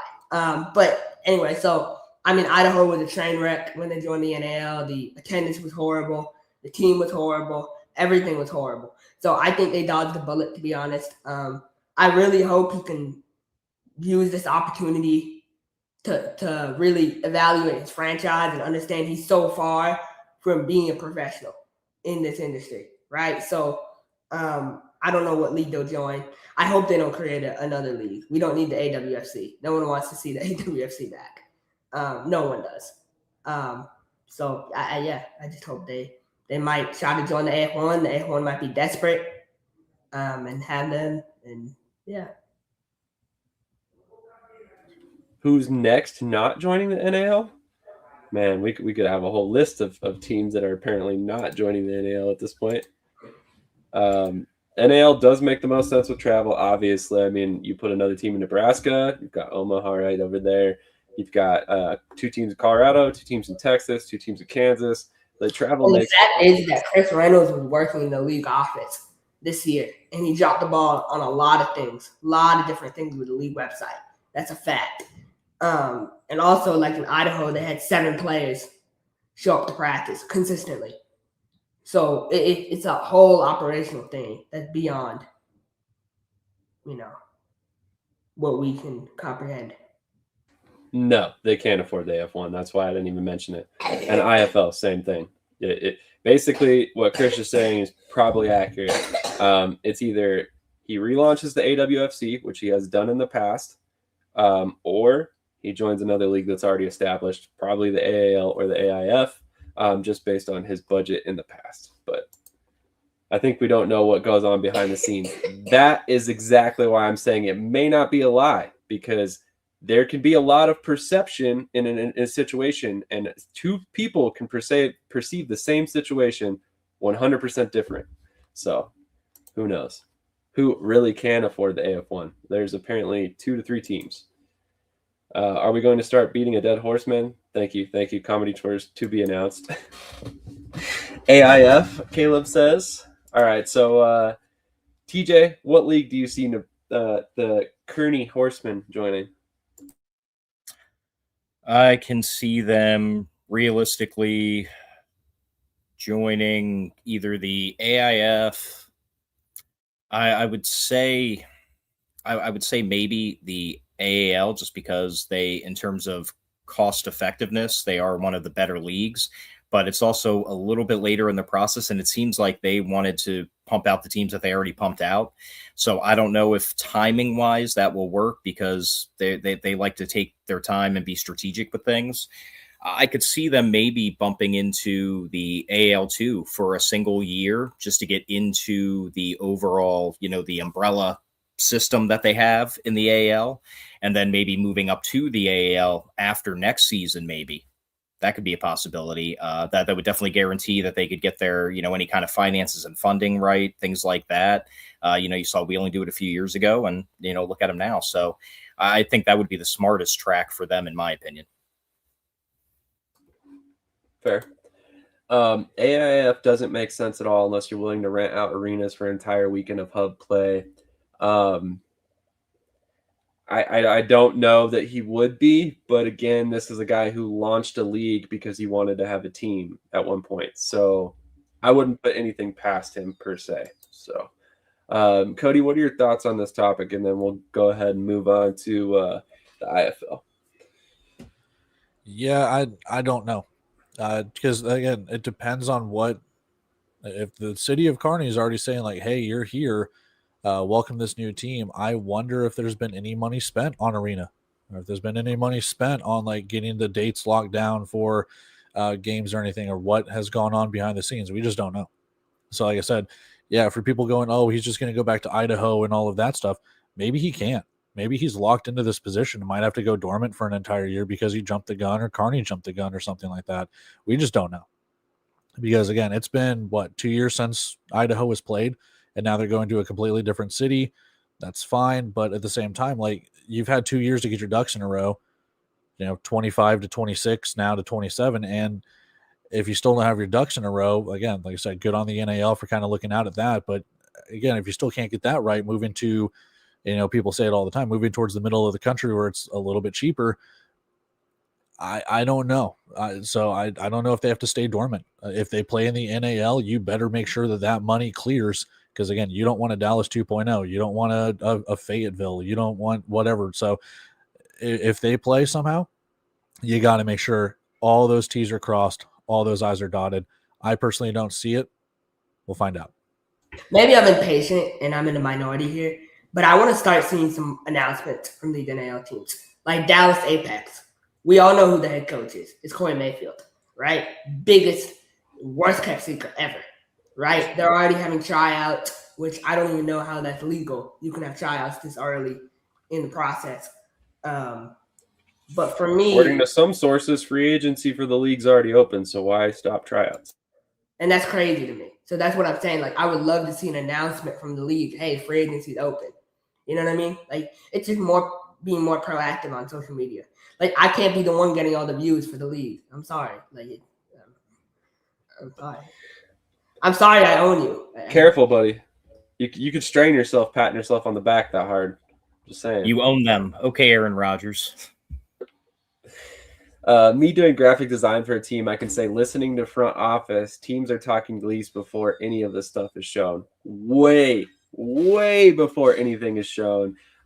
These conversations are taking place. I've heard of conversations literally taking place for years before a team jumps from one league to the next, because they need to have everything in line to make that move and make sure it's going to make sense for them long term. So he is probably locked into another league and we don't know it.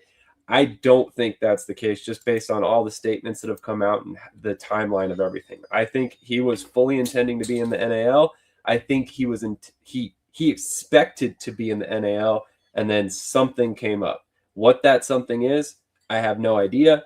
I'm not going to speculate on that. I just think that Chris Reynolds, the way I've seen him move since my following of indoor football, he is not the type of guy that's just going to put out false statements for no reason. So to sit here and call him a liar, I think is a little intense, especially considering he has not necessarily shown that in the past. Okay, so we can speculate on how he runs his team. We can discuss his budgets, all these things that we've seen. But at the same time, I personally have never seen him blatantly lie about anything. And if I'm wrong, I'm wrong. But I'm just saying, the dude's been around for many years. He's not the worst owner in the league or in the world. And, if this came out, I have a feeling there's a reason why this is all happening the way it happened. Especially because one hot take, and this you might disagree with this. Probably. You cannot be a head coach and an owner and be successful. You cannot do both. That's your thought. Can you give me one example of a head coach and an owner that have been successful doing both? One example. Jersey Bearcats. Oh, Lord. Oh, Lord. Come on. How many championships have they won? How many championships have they won, though? Come on. You got to put respect on that. At the pro level, last time I checked, they lost by 27 points to Wheeling. That last time I checked in the playoffs. But how was the Pirates' last championship score? What was that again? Well, I mean, we still made it, so that's what matters. Oh, okay. So in that case, the Pirates are okay because they still made it. All right. Still highest level of indoor football, so I'm still waiting for my example, and I can't. No, I'm just not even going to engage this. I'm sorry, Krish. I mean, at the end of the day, you have your thoughts. We know you don't like when guys do anything except for one thing. Players can only play one position. Coaches can only coach. No, we know. So, and if they don't eat, I think I have you on skates this morning. Like I have you. My takes are so hot and good this morning that you seem to be backing up against the wall. Because yes, I'm backing up against the wall because I don't want to engage frivolous and ridiculous takes. How about that? Okay. Calling somebody a liar based on face value statements from a league that in their statement says we support the team is freaking wild, bro. The fact that you think I'm on skates because you said that is hilarious. Hilarious, man. It's funny as hell that you ironically think that that would back me up. Because if you look at the statement, the league is still in sport of the team. Very much so. So why would you think he's blatantly lying? You don't think maybe there was a bump in the road and he was like, hey, we can make this work. Oh, wait, just kidding. Something happened. It seems a little wild, but we'll see. We'll see. You might be right. I might be wrong. I'm prepared to accept that when we see evidence of it. But I'm not going to sit here and say, dude's a liar and be done with it. Like, he's lying about the situation, but in my opinion, you think he's lying. Based on what, though? I'm sorry. I'm waiting for my example. Please provide one. The fact that he had said in the thing that they were joining the league and they haven't finalized. Okay. The league. The fact that he announced the team and said in the podcast, we haven't finalized our arena lease yet. Like now, why announce a team if you don't have finalized the arena lease? I mean, the city announced the team as well. Yeah, so there's some bad miscommunication here that we need to get to the bottom of. I will get to the bottom of this. Okay. Make sure you get, a statement from both sides because journalism is not on the case. But we'll see how all this goes. Either way, I'm just saying I'm hesitating to call him a liar is what I'm saying. That's a bold statement. That's a very inflammatory statement that I am not prepared to say about the man. So, we'll see. Maybe I'm wrong. What do you mean? Oh my God, bro! I'm gonna paste the article in the chat. That's crazy. Yeah, obviously, but I don't want to engage in that. Those players would die if they stepped on the field with us. So, a little context to this: I have worked double the amount of hours I have slept in the last 3 days. So, I'm a little bit fired up this morning, I suppose. I apologize, guys. So I'll calm it down. Those Red Bulls are doing double time today. I may or may not have drank like 5 Red Bulls in the last 24 hours. I'm not gonna lie. So, but anyway, the heart rate can power a diesel engine. Exactly. We're gonna hit a quick commercial break. We'll come back with our very special guest Trey from Off the Wall to talk about some IFL. I will try and take a Xanax and calm down a little bit here in between the break, and I'll stop yelling at Krish. I apologize, everybody. I hope you guys are all enjoying the show. Thank you for hitting the like button. All 3 people have done so.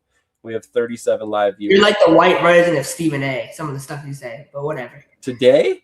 Yeah. Or just in general? No, today. Oh, okay. Well, I'll take that today. It's all right. Like I said, I got home at 1 a.m. last night. I was up for the show at 5:30. Hell yeah. But anyway, on that note, we'll hit the break. We'll come right back. We'll talk about some IFL, wrap this bad boy up, and I'll go drink another Red Bull.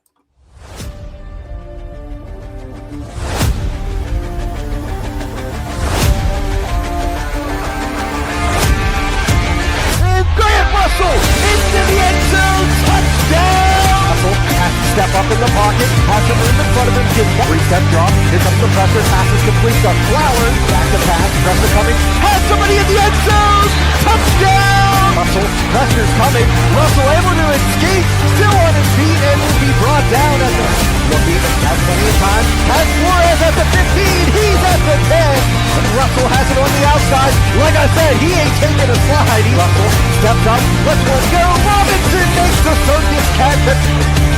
With the alert snap, here comes the pressure, and the pass is going to be complete. And making the catch of Grant Russell. Russell, back to pass, looking, he has Robinson makes the catch, and will be brought down on the play by Isaiah Hall. All right, this is just hilarious. Once again, Cody is here for the comedic relief. And yes, a prescribed Xanax. I actually do not have Xanax, just so all are clear. That was a joke. But anyway, let's talk some IFL. Good morning, Trey. How are you doing this morning? I'm great. I walked into a war zone as soon as I logged in here. So yeah, I'm happy to be a part of this. It was not intentional. Like I said, a little sleep deprived today, apparently. Yeah. So anyway, let's talk about some IFL playoffs. One thing I want to start with, because it did not really occur to me until I saw just now. It did not occur to me that we have 3 games tomorrow and only 1 this evening. So that is kind of an interesting note. Anyone know any context behind why we only have 1 Saturday game this week? It's probably got to be arena availability for Green Bay, because most of their times have been Fridays and Saturdays, but somehow they've had Sundays. And I remember way back preseason, or when the schedules got announced for Yahoo, and at the time FanDuel, whatever, turned into overnight. I remember Kathy saying on Strictly Business that they didn't want any Sunday home games because they wanted crowds on Fridays and Saturdays. So I'm assuming something with arena availability pushed Green Bay's home game to Sunday. That's just my thought. I can't confirm that or anything. But if we're using her logic from back then, I got to assume that's what it is. Completely. Yeah, I think it's a combination of that and the Yahoo ratings have been really, really good for the league on Sundays in particular. Because if you think about it, what do people do on Sundays typically in the fall? They watch football. So it kind of fits what people were already wanting. And yeah, I think like Coach Davis just said, Yahoo Sports probably was like, yeah, we're going to do this, guys. And they were like, yes, we're going to do that. Sounds good. You will sit on your couch and you will like it. That's right.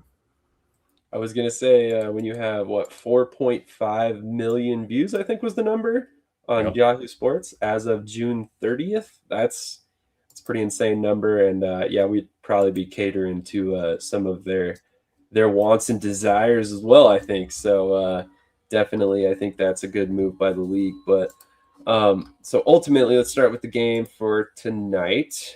We got number 3 Tulsa at number 2 Jacksonville. So let's just go around the horn, do a little bit of a breakdown, and give your pick for the game. Any transactions or anything that went up into the season or into this game that you may think affect the outlook, and if you guys want to give your betting outlook on the game as well, that works. So let's go to Trey first on this one.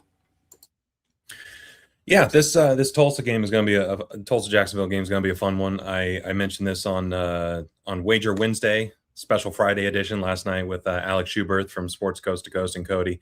I hate how much I like Tulsa in this game. I like just the way they're playing offensively, defensively, and on special teams. They're getting so much production out of all 3 phases. Defensively, they're getting the stops when they need them. TJ Edwards is looking unreal with the way he's throwing the ball, and a good running game with them. So I like Tulsa in this one, the plus 2.5, and I think they're going to win this game. I tend to agree on that. Let's go to Krish next. I actually agree with Trey, surprisingly, on this one. I bet a whole load of money, like probably $50-something on this game, the over 91.5. I'm really hoping the over hit. I think the over will hit. I think it's a low over, to be honest. So 91.5. I like Tulsa money line too. I think Tulsa will win this football game. Sammy Edwards needs to prove that he can go head to head with TJ Edwards in a shootout, right? Jacksonville defense, I don't trust them enough to come out and make a stop when it's needed. This game is going to be a lot of deuces too. We have 2 of the top kickers in the indoor football league, Mark Orozco and Axel Perez. So I'm excited to see both of those face off. But yeah, give me Tulsa money line and give me the over. But the over, the safest bet on the board.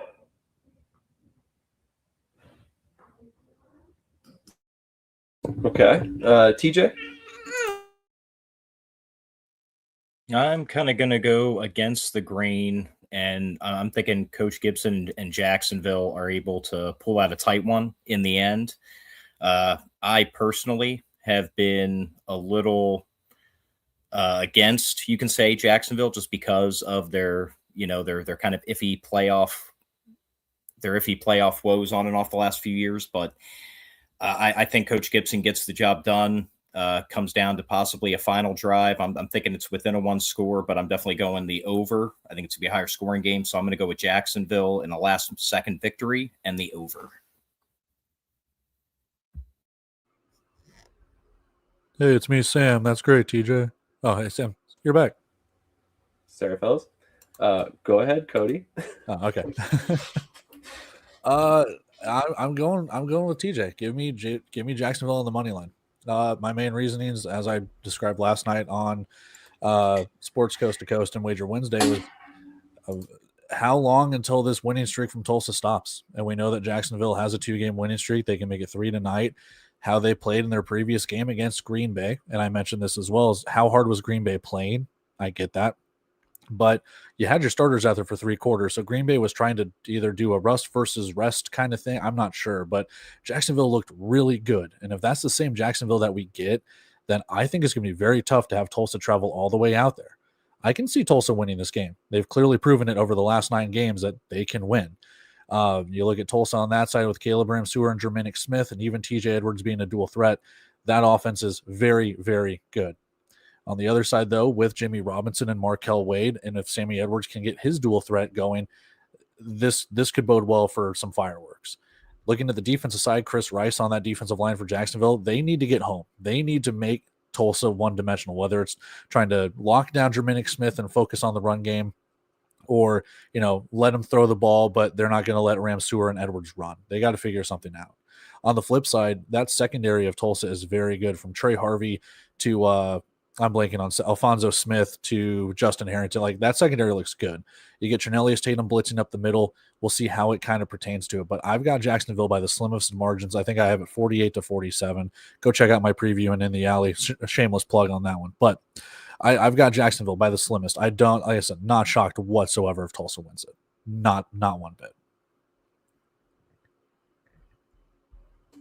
Yeah, honestly, I think this game's going to be really good. Both these teams, I feel, are very evenly matched. And much like a lot of these playoff games for the IFL this week, I think it's going to come down to what we talked about a lot in our group chat this week. I mean, who gets the more turnovers?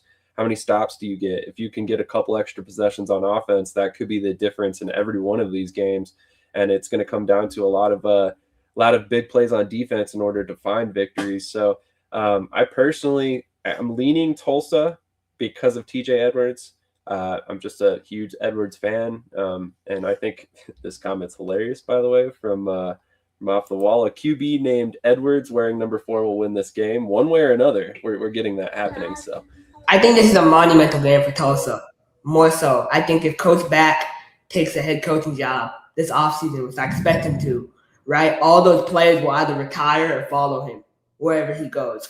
So whoever steps into that offensive coordinator role for Tulsa next year is going to be under so much pressure to live up to the standard of the last 2 years. And I don't know if they'll be able to replicate this level of success for next year.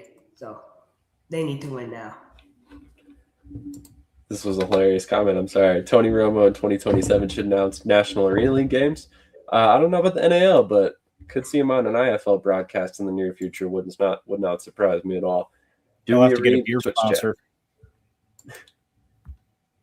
Damn. TJ's even getting on the dad jokes here. He was a cowboy. Of course I am, man. Come on. That's fair. No, really, and for Jacksonville too, I mean, who knows what happens with Sammy Edwards after the year. Marcus Rogers, Jimmy Robinson, before the season said it might be last season, playing football. So I expect a lot of changes with them too. Absolutely. All right, so let's go ahead and move on to the next game, and probably Krish's biggest game of the weekend, Orlando at Green Bay. So with that being said, I will allow Krish to start this one off because I'm sure you got a lot to say. Blessed for this opportunity, first off. To be able to be playing playoff football where Dixie and the boys in Indy are back in Cancun means a lot to me. And so, everyone said Indy was going to win last week. Everyone was on their dick, and now they're out.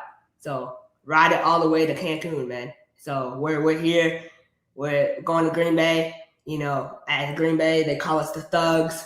Thugs are about to get real active tomorrow. We want to send them to a place where even God can't visit them. So that's what we're trying to do. So that's the time that we're on, and that's the time that I'm on. I'm just so excited for this game. The standard is the standard, and the standard will be upheld tomorrow. So give me Pirates plus 6.5, and give me Pirates money line. And let's go to Eastern Conference Championship. It's going to be a great game. We've been injured on defense all year long. Mike Mason, our D lineman, he got some type of poisoning or whatever because he's been injured all year. I don't know what happened. Did he read something online? Like someone talked to him, whatever. But I I feel like, Mike Mason has been injured. So we got, we signed Smoke Monday.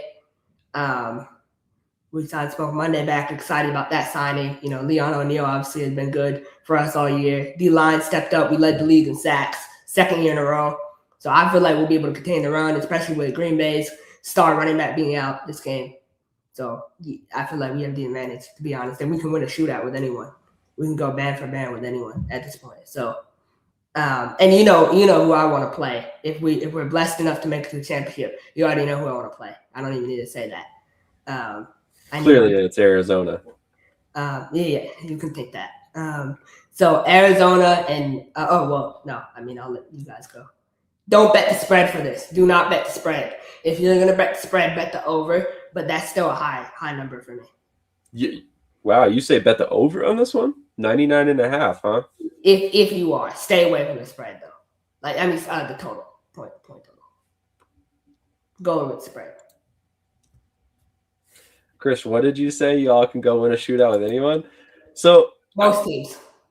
I don't even know where this comment came from. I'm pretty sure I saw Sam Shady at the grocery store once and he was picking his nose. And has anyone else seen him at the grocery store or just me? Well, I do a lot of grocery shopping. I have, a family. So I am there quite often, more than I would like to be, if I'm being honest. But I'm guessing you probably didn't really see me. Thanks for that, though. We've grown so much as a football team. So for you to even say that is crazy. I mean, we dressed 3 D linemen that game. It would have been a lot closer had we dressed 4. But I don't live in the past. That was honestly, that was a great learning experience for our football program. We needed that. So fair point. Ben, for the record, man, feel free to crack jokes all the time. We like to have fun here, so I appreciate that. Thanks for tuning in and joining us this morning. Yeah, at least I'm not like Adam from Off the Wall, who changes their pick mid-episode. Adam from Off the Wall, he's official now. Yeah. No, Krish, what are you talking about? Oh, you don't want to talk about he picked Arizona and then Coach D showed up and he switched to Vegas. I have it all on video. So yeah, that he's not a part of Off the Wall. So just keep mind your P's and Q's, young man. How? What do you mean? Can I send in my resume, Trey? No, of course, yes. I'll accept resumes from everybody here except Krish. He needs a few more years of experience in order to break through the threshold. Yeah, most viewed guest in the last 3 months. That's right. Yeah. That's quite the qualifier there. Most viewed guest in the last 3 months. Like, let me take this little tiny sliver of your content, and I was the most. I'm not even like tripping on that too. Like our secondary has not been good, and that's a fact. But our D line, since we got Devontae O'Malley, has been a lot better. And Mike Mason, because he hasn't played because of his poisoning from whoever, but he's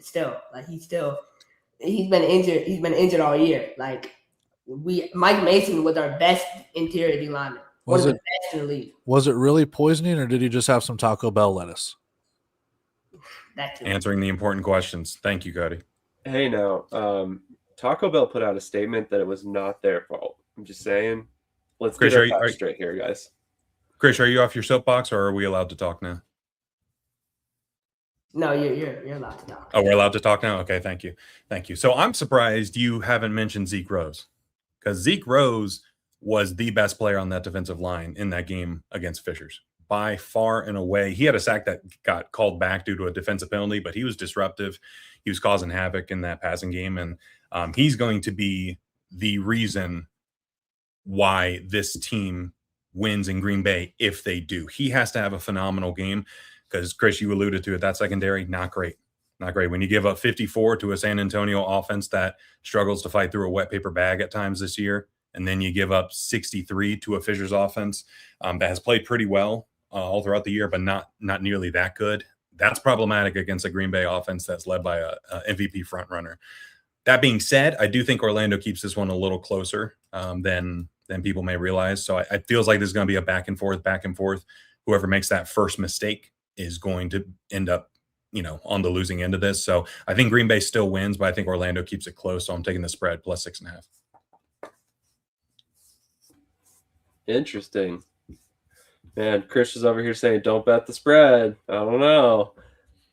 Don't bet the point total. That's what I meant. Like, Oh, so you meant the opposite of what you said. Got it. Yeah, Got it. Okay. If you meant the opposite of what you said, is that a lie? I hate liars. But if he's lying about being a liar, damn. We're getting the meta. enemy of my enemy is my friend. Jesus.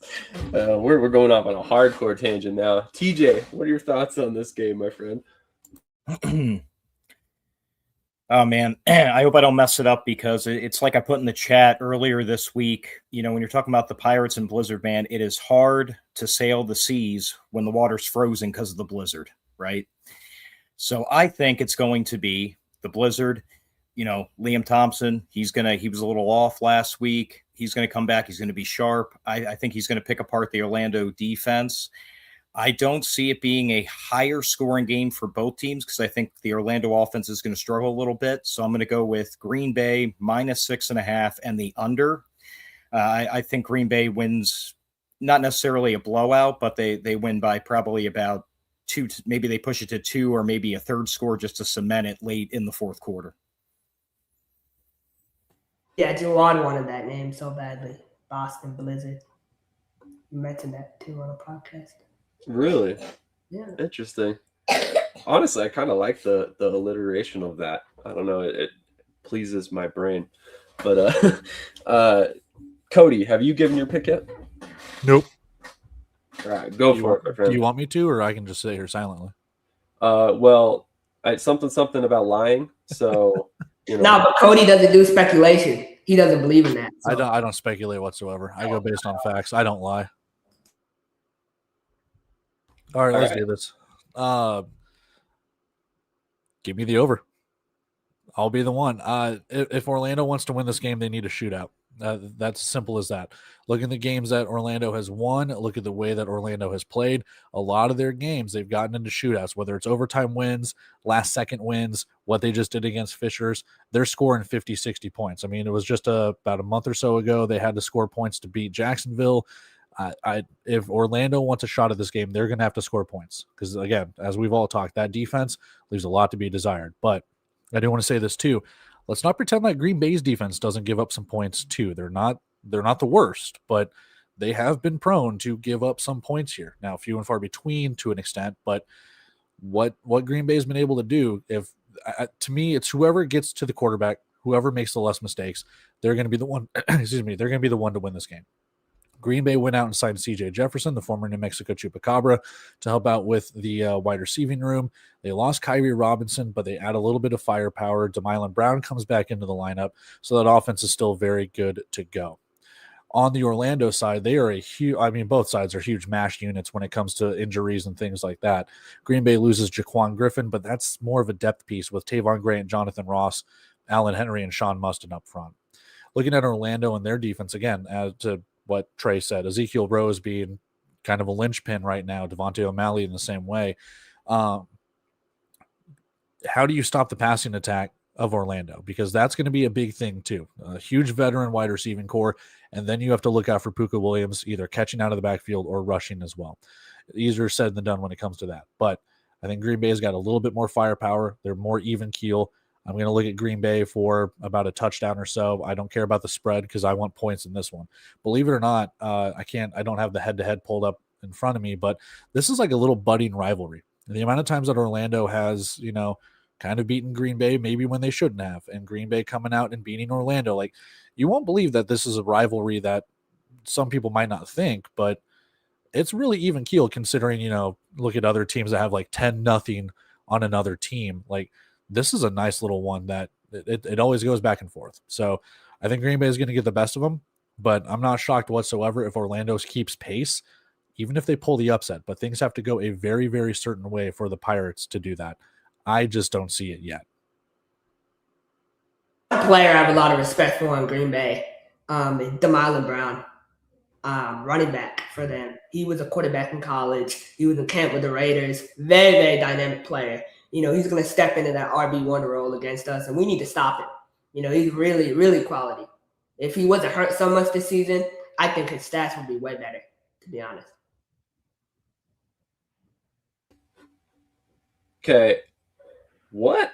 Shooting? What are you talking about, Adrian? How do you our guys almost died that day. Seriously. Well, they were eating at like a restaurant, and this guy like walked in, whatever did, and yeah, someone died. Yep. Our guys. So it was scary. Yeah. I don't remember even hearing about that. Yeah. That's crazy. That's crazy.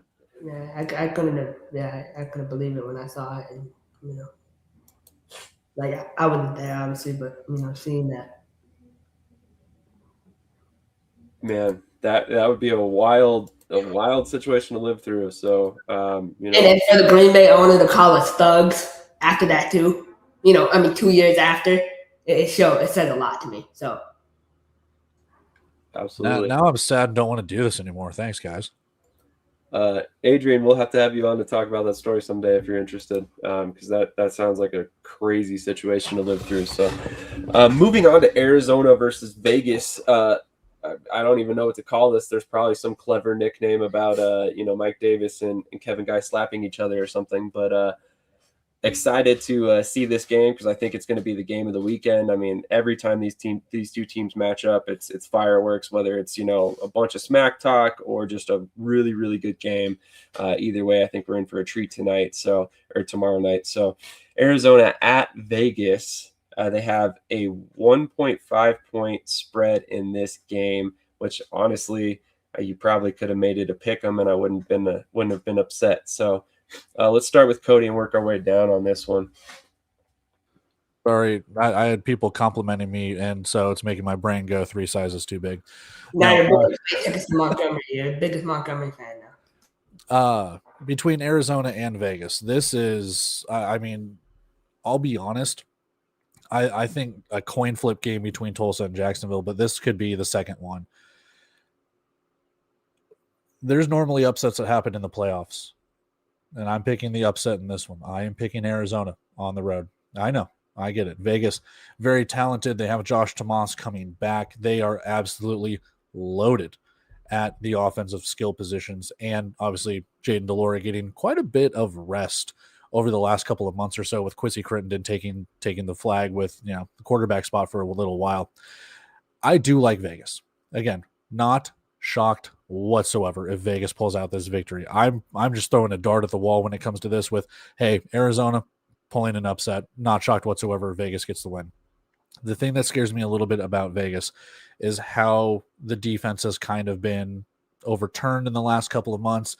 The secondary leaves a little bit to be desired, but I think the main player that's going to have a game is Isaiah Major coming over from Jacksonville. He's going to have to be the one to, spy the quarterback. He's going to be the one that has to follow Ron Brown or Kaimani Clark, drop back into coverage, blitz the quarterback. It's going to go through Isaiah Major. And that's something that Vegas has had a little bit of trouble out this season of trying to find that linebacker. They had Ian McBurrow. They had Trinellius Tatum. They got rid of them. They've had a little bit of trouble. But if Isaiah Major, from what he's done to Jacksonville to now, if he can do that, then that is a very, very, very great signing for Vegas. Hey, Cody, who was Isaiah Major signed with in the offseason before he signed with Jacksonville? Do you know? We're talking Vegas, Arizona. I'm sorry. No. Isaiah Major. He was signed with Arizona. Okay, cool. Did he play a game for him? No, but it's still good. Well, that's what I'm saying. he still was signed and he was cut. Okay, you can sign with any team, but I count it as if you took a snap for him. You can go into preseason all you want. It doesn't mean you played a game. Don't interrupt me, boy. Let's do this. To the Arizona side, because now I'm losing my train of thought, damn it. To the Arizona side. Dalton Snead's going to play every single position since he got signed. I'm kidding. We talked about this last night on Wager Wednesday. We don't know how much of a smokescreen that this is for Dalton Snead being signed and carrying 3 quarterbacks for the Arizona Rattlers. To bring someone in like that, I do not think he's going to start. I think it's going to be Max Myler again, with Ron Brown being the running back. And I do like the wide receivers of Arizona. I would give the edge to Vegas when it comes to wide receivers. But Arizona's defense, man. Arizona's defense has been something crazy as of late. Yasin McKee, you have to give a shout out to him. You have to give a shout out to the ageless wonder that is Devontae Merriweather, And that defensive line, it still leaves a little bit to be desired. But if that defensive line can get after Vegas's offensive line, it could create a little bit of havoc. On the flip side, Vegas's defensive line, I take that over Arizona's offensive line because Arizona's offensive line has had a little bit of trouble and a little bit of turnover this season. So we are in for a hell of a game. I pick Arizona by the slimmest of margins. All right. I did not expect that, to be honest, but here we are. Arizona upset, if you can call it that. Krish, thoughts, my friend? Yeah, so for me, Arizona defense obviously has been stated before, right? They play really good football. They're very fundamentally sound. I love their secondary. They got a lot of good young players. My boy on the D-line, John Pius, I hope he gets active this week. But and Jalen Bass too. But no, man, look, it's going to be a great game. It's going to come down to the linebacker position for Arizona and Don Willis and how much pressure he's able to get. I like Vegas, though. I feel like Vegas has too much offensive firepower. And I think at the end of the day, it's going to be competitive. A lot of people want to talk about the two coaches. Respectfully, the coaches are not playing the game. The players are. So, quit talking about something that happened, 2 months ago. No one cares about it now. Let's play football. Let's spot the ball. We got Sean Payton, Bill Belichick, Kevin Guy, Mike Davis. But Sean Payton will get the W this time. So, yeah. Vegas. I'm sorry. Did you say nobody cares about the slap anymore? I mean, I don't think anyone should care about it, to be honest. But that's ironic coming. They sat down and they had their little Yahoo Sports thing that they did. They chose to do that instead of interview any of our leadership. But whatever, I'll leave that to a different day to be mad about. But it's whatever. They did it. They sat down. Media 101, my friend. You talk about what the people are talking about. Salty. It's over. It's over with, though. That whole thing was over. You were talking about the Yahoo Sports segment, which is the context of the comment that I just made. I know, but we're talking about the Pirates because that was what everybody was talking about at the time. I understand that it was over. But I'm saying that whole situation with him, whatever he did, assaulting, pushing, slap, whatever. It's all over with. Krish doesn't live in the past. It's in the past. Dalton Sneed is not going to play, by the way. He won't. He might play, but he's not starting. They said it in the article last night. He's not even at practice. He's flying into the game. So I'm still very confused at carrying 3 quarterbacks into the playoffs, but I still have a hunch that somebody's injured or something. They have some sort of question to make that move personally. But TJ, what are your thoughts on this game? Arizona at Vegas. I mean, obviously, right there it is. I've been a Vegas fan since day one. I don't see any way Vegas loses at home to Arizona, given the added rivalry feel that these teams have tenfold this season throughout the year. I look at what Arizona did, getting Sneed, having 3 quarterbacks, earlier, for some people, history, it's over with. But, I kind of look back at the IFL Cup, and Powell was pulled for Mailer after a couple turnovers. So I think going into this game, there's a little bit of concern that's why Mailer is projected to be the starter. That's why I think they got Sneed. I think that Kevin Guy, not to say he doesn't trust Drew Powell, but I think Powell is they have a little bit in Vegas of reads on him. They can get him. He's had multiple turnovers in the games he's played against him. So I think that's Kevin Guy's strategic way to better Arizona's offense against Vegas. I just don't see it happening. Vegas, you can keep it close with them a lot of games till halftime, man, but those halftime adjustments, the fury they come out with in the second half, that's usually when they start to pull away their second half team. I see Vegas winning this game. I see it being a closer game, but I definitely see him clearing 1.5. So I'm going to go with Vegas -1.5. this is close for me. I'm going to go the over just because I think there are going to be a little bit higher scoring of a game, but I do think Vegas wins it by about 7 to 10 points. Interesting take here. Arizona is my sleeper team. They're the most physical team in the West and will be the difference. Sleeper is an interesting term for Arizona, in my opinion, but other than that, I can see them winning. Matthew Cook versus Gabriel Rudy. I really think that's going to be a fun matchup to watch, too. Fair. All right, Trey, you've waited very patiently, my friend. It's your turn. I'm thinking Vegas. The talent on the offensive side of the ball for Vegas it's unreal. Between Josh Tomas and Antonio Wimbush at the running back spot, it's an embarrassment of riches. Where they have one returning kicks, they'll have one on offense. I wouldn't be surprised if they switch it up at some point and have a little of each. And it's like you put both of them in high motion, that creates a plethora of issues for any defense that tries to take them on, where it could be Tomas going in motion across on the jet sweep. It could be Wimbush going across on the jet sweep. It could be not. Like, there's so many different possibilities with that crew. So, I like Vegas in this one. I do love Arizona's defense. Krish has been pounding that drum for 2-3 months at this point. And it's true. Arizona's defense has been really, really good, and it's going to be strength on strength. So I think Vegas ends up getting the win. Vegas -1.5. I'd probably win by a touchdown. So, yeah, give me What Vegas. about the over-under? You like anything with that or no? You don't want to. Nah, I don't like the number there. Yes. That's in that area where it's like I could easily see it hitting 92 or 90 right on the dot. And whenever I have those, I'm like, you know what? I'm good.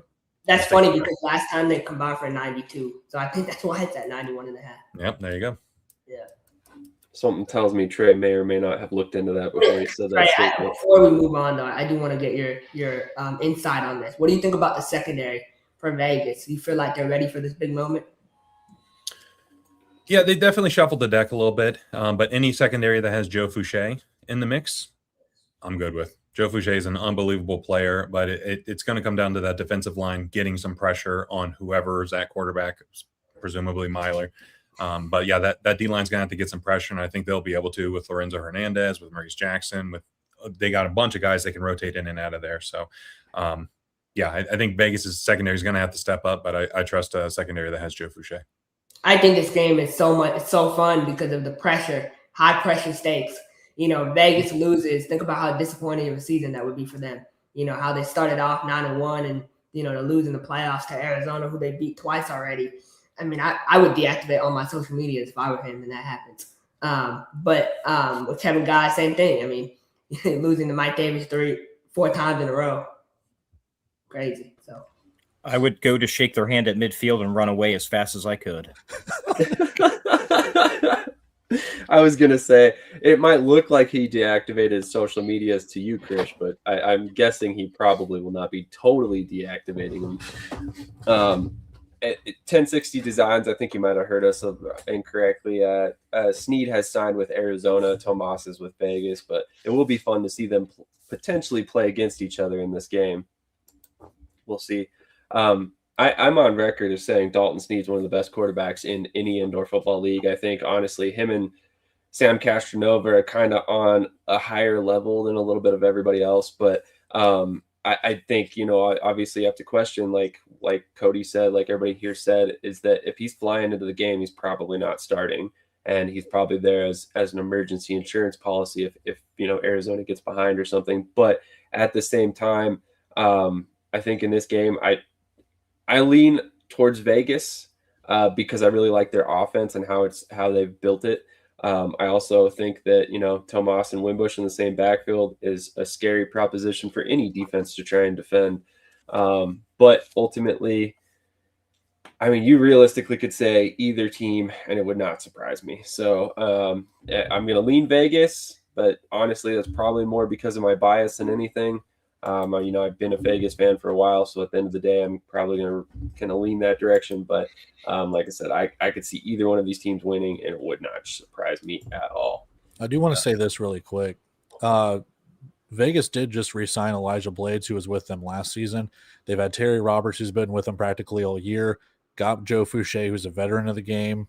Like, the secondary does have question marks, but let's not act like they haven't had players in there that have experience when it comes to that. Like I said, I'm still picking Arizona, but at the same time, like they've made enough of a change on that defensive side of the ball for the Nighthawks that if they can get all the parts to click, that defense can be just as deadly as that offense. So like I said, I'm picking Arizona. I picked them to win the championship in the very, previews and preseason. So I want to stick with that pick. But again, I am not shocked whatsoever if Vegas wins this. They're favorited for a reason. So I will just clarify one thing. Elijah Blades posted on his Instagram last night that he's parting ways with the organization. So he's going in his own direction there. Then there you go. Then Arizona by $1 billion. No, I don't really think that makes a difference, to be honest. I mean, he hasn't played football all year, so yeah. Interesting choice by him, but he's kind of an interesting guy. I mean, he's the one who declined posting like he doesn't want to play in the CFL because they do guys dirty. Like, I mean, he's kind of running his football career in the ground, in my opinion. So. I was gonna say I'm not gonna necessarily say that, but he's made some interesting choices over the past couple of years, that's for sure. So moving on, Tucson at San Diego. I personally am curious to hear you guys' thoughts on the over-under on this one specifically, but let's go ahead and do our picks, and then also I want to get you guys' opinions on that number for the over-under. Let's start with Trey and work our way up to Cody. Yeah, I'll save the total talk for Cody. I know he's fired up about this one, but yeah, I like the San Diego minus 9.5 on this game in particular. I think San Diego, roster-wise, just overwhelms Tucson in terms of what they bring on offense and defense, especially on that defensive side of the ball. That D-line is incredible. Veteran secondary, they're going to put the Tucson offense in some rough spots. And when you have an offense of your own that has Ed Vander running the ball, #feed Vander, and the veteran Nate Davis just dinking and dunking and taking chunks where he can on the play action after that, it just seems like San Diego's in a prime spot to be able to run away with this one. So I think we see San Diego control this game from wire to wire. Awesome. I could definitely see that as well. I mean, they've got to be pretty strong favorite in this game, I think. TJ, thoughts? Yeah, I have the same thought process. I think San Diego is going to come out, maybe not dominate, but definitely jump out, have control of the game throughout, and hold off for the win. Nate Davis has been planning this since last season ended. He said, I've seen him on camera once or twice mention how in the off season and stuff, his wife was helping with better food choices and dietary restrictions, things like that, to help better him physically. So he's been gearing up for this. He does not want to go home early again in the playoffs. So I'm going to go with San Diego. I think Nate Davis is going to have a heck of a day. And minus 9.5, I might not take that, but I will take the Strike Force money line. And yeah, I'm going to stay away from the over-under. All right. I love that little note about Nate Davis. I was not aware of that. It's a good catch. Krish, what's your thoughts? Adam Anderson running full speed at Jerome Johnson is not a recipe for success. Man, San Diego, they've been balling all season. They got Malik Jones too, added to that secondary. I like San Diego by 10 to 15 points in this game. So give me San Diego minus 9.5 and give me the over 87.5. I think, yes, it's interesting because I think Tucson will need to throw the ball a lot. They will not be able to run on San Diego. I think they will need to rely on the pass attack, and they'll be trying to push the ball downfield. Over 87.5. Lock it in. All right. That was kind of my thoughts when I saw the number, but Cody, what are your thoughts on the over-under in this game? Going under. We're going under just like we did last week. Is literally the same over-under from last week to this week. Now, granted, they were kind of playing their JV squads last week to keep players healthy, but both defenses are pretty good. To Chris's credit, they did have Adam Anderson lining up at that linebacker spot, but I think a lot of it was just because they wanted Royce C to have a game or two.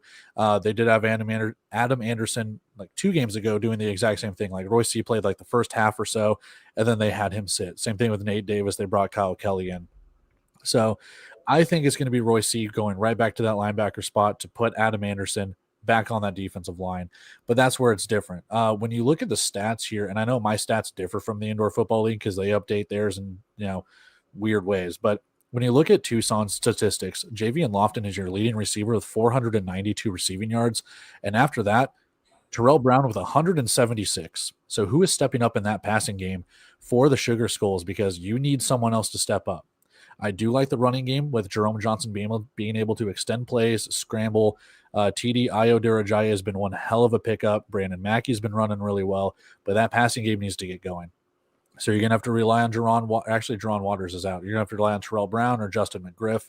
And again, between the two, they have 8 combined touchdowns.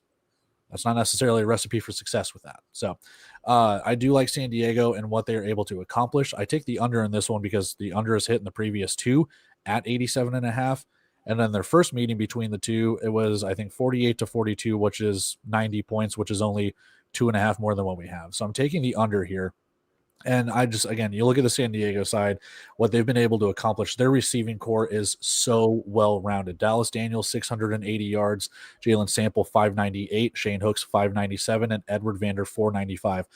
Nate Davis does not have a favorite. You'd probably pick Dallas Daniels, but he is spreading that ball around so well. And being able to have that on offense, not knowing who's going to be the one that's open, they're all stepping up at different points. I like San Diego a little bit more in this one. Tucson, if their defense can keep them in this game, that will help them. But eventually there's just too much firepower, in my opinion. I think San Diego takes the victory.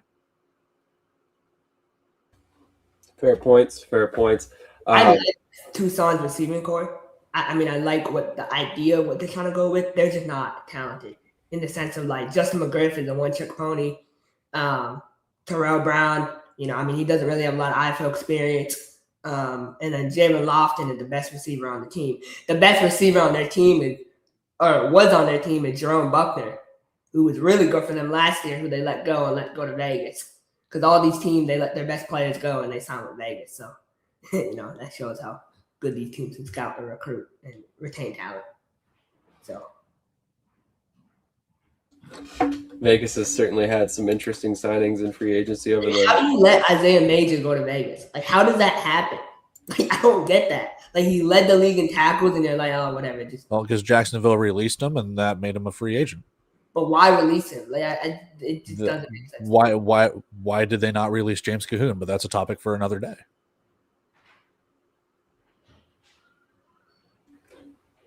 Fair point. I think it's surprising that you say Tucson's wide receiver group is not working out correctly, but we'll see. They're below average. Do you think it will hurt the Stripe Force that Nate Davis has not played since the first half of the New Mexico game about a game and a half ago? The dude's like 40 years old. He needs his grandpa naps. He's good to go. I will say it again. Father Time is undefeated. Father Time has never met Nate Davis. That dude is unstoppable. Yeah. I'm pretty sure. I'm not even sold that this is his last season yet. Let's put it that way. We thank them, Mike Davis says. That's funny.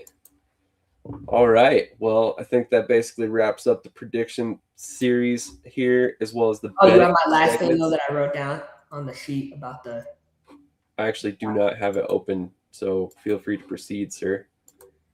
Okay. Are you talking about the player showing interest in college? I'll let you lay the foundation for that one. Yeah, so this is a funny comment. Yeah, he's been playing for a while here. So there's a DB for Vegas. His name is LaTerrence Welch, and he went to UNLV, Arizona State, and LSU. So he's been around the block here a little bit. So there was a tweet last night about players going back to college who have extra year eligibility, and it was like, drop your information if you have interest, like, to go back. So he responded to the tweet, right? And so I thought that was pretty interesting. We have a current IFL player expressing interest to go back to college for next year. So my question to the group is, do we see more of that with the eligibility rules like constantly changing? Do we see more players from the IFL go back to college following the season? Well, is there any rule about him going back to college, even though he's technically a pro athlete? He was a 2022 recruit, so he gets an extra year because he did all 4 of his years. And I'm saying, are there any rules against him being technically a paid athlete and then going back to college? I mean, there's rules about it, but those rules are getting litigated all the time. So I don't think anything will come of it, to be personally honest with you. But at the same time, if he wants to try and lawyer up and challenge it, I don't know how the NCAA would be like, no, he can't do that. And that's what I'm saying. They've been paid. Amateur status is over. There's no amateur status in college athletics anymore. Yeah, that's a good point. They're pros. At least at the Division I level for sure. But you have a good point. I mean, the thing is, though, that's a technicality. And like Cody said, a lot of things have been litigated recently that has changed the scope of college sports, right? We've seen guys that have literally played in the NBA as of late go back to college. And if that's happening in the basketball side of things, at what point does it start happening with football? You know, and it's only a matter of time. I'm personally completely against it. I am of the thought process of this comment. Once you've been paid to play as a professional, then I think that needs to end your eligibility in college. This bounce back stuff where you're going pro and then going back, that's too much for me. Exhaust your eligibility when you're in college if you don't feel you've done enough to get yourself as a surefire, draft pick in the NFL. Keep going back until you feel you're good, and once you've exhausted that, then explore all options. But I personally would tell that to anybody. That's not a knock on any indoor football league or anything like that. That's just a logical course of action, in my opinion. So we have spoken, but most teams are in camp currently. There were NFL rookies that went back to college last year. There's actually a current football player who is going through this, I believe, with Tennessee. He declared for the draft last year, got hurt. It affected his draft stock. He decided to pull out of the draft. And because he accepted a $400 plane ticket, the NCAA is suspending him for like 5 games or something like that to start the season. $400 plane ticket that he paid back. True. Yes. So there's so much going on in the legal system when it comes to college sports that I could see a lot of this start to play out. So it's definitely a good topic to discuss. Released or go undrafted. Exactly. And see, in that particular case, technically this player did, right? So that's where do you draw the line? Is it if you make it in the NFL? There's a lot of different leagues here that could technically be considered. Oh, if I'm Latance Welch, I'm finishing out my season with the Nighthawks, and I'm trying to go back 100%. And I mean, that's why he left that comment, right? Like, he wants to go back. So there has to be a way to get him back. If you can get guys who were in NFL camps back, who are getting paid to be in camps, I agree. And pro basketball players coming back. So I agree wholeheartedly. You either have to allow all of it or allow none of it. It can't be this black and white thing unless there's extenuating circumstances. Like in the Tennessee player situation, he had an injury. So I think that makes a lot more sense to allow him go back. But at the same time, like we have to have some black and white rules on some of this stuff. It's just getting nuts. But there is one more topic at hand that we should definitely discuss. There was a recent article that came out about the Quad City Steamwheelers. I think Off the Wall shared it on their social media, so definitely go check that out. There was a lot of things that were kind of broken in this article. The contract for the arena is up, and they need to readdress that. They will also be, quote unquote, cleaning house in terms of the staff. So, Cody, you're our resident Quad City Steamwheelers aficionado. So what are your thoughts on that comment or that article? Before I touch on it, I do want to yield my time to Trey since he's the one that shared it. So I want to get his thoughts first, and then as the fan, I will chime in afterwards. Sounds great. Well, I think it makes sense that, after a 5-11 season, the owner would come in and say, hey, this didn't work. We got to figure something else out. So, the arena lease thing I thought was super interesting, but there were some parallels with the Sioux Falls situation with their arena. I hope it doesn't go that route, but Sioux Falls had a new arena director or whatever the position is that that came in and kind of shuffled the deck a little bit in their approach to live events, and they wanted to do more concerts than pro sports events. I hope we don't see that in Quad City, just because that's a unique market, and it scratches the itch for a lot of folks that aren't right next to a pro sports market elsewhere, and they already have a couple other pro sports teams in that area. So it sounds like the arena director is still on board with keeping IFL or keeping Quad City Steamwheelers in that building. I think he had a comment that said we have 30 hockey dates and 8 football dates a year to keep in mind. So the fact that he already has that in mind, that's a good sign. Love to hear that. But yeah, I'm just extremely interested to see what happens from a staffing perspective from Quad City, because it feels like it was a good run with Corey Ross in Quad City, but with the contract naturally expiring, it seems like a clean split, as clean of a split as you can get, and Ross gets a chance to go elsewhere and start fresh somewhere. Great point. Cody? Yeah, to that credit. Well, first of all, the Quad City Arena probably sometime next year is going to get the Ella Langley concert, so that's going to be enough money to suffice them for years because she's blowing up. But without a deal in place right now, you wonder what's going to happen with Quad City. There has been a lot of rumors going on behind the scenes with Quad City. I will not touch on them. What I will touch on, though, is I have gotten emails about 2027 season ticket deposits, which makes me think that they are going absolutely nowhere. To that thing, if they're going to go along with that, it makes me think that there will be a deal done sooner rather than later with Vibrant Arena, because I don't think that there's anything around that area that they could relocate to or anything like that.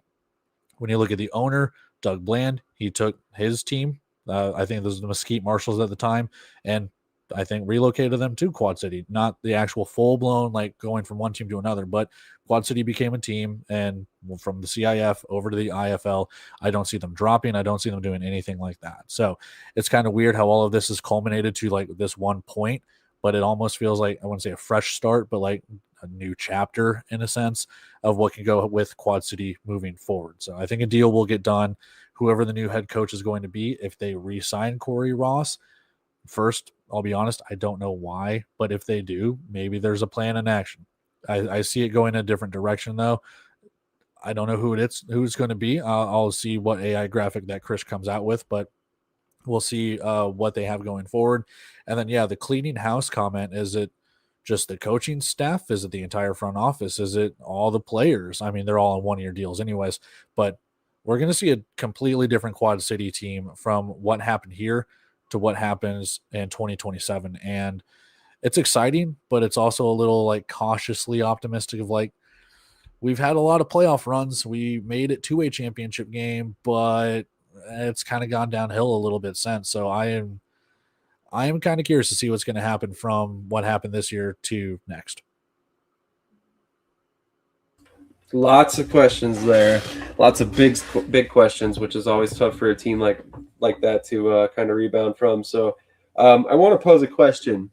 If you're replacing Corey Ross, hypothetically speaking, who do you target? Like, who's better than Corey Ross on the market currently that you feel really good about coming in and turning around this program? Let's start with Cody on that one. God, I mean, Coach Gary Thomas, first and foremost. You make him say no for every job. Okay. Yep.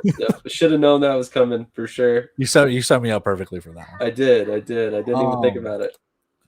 No, I mean, you got to have someone that might know the area a little bit. It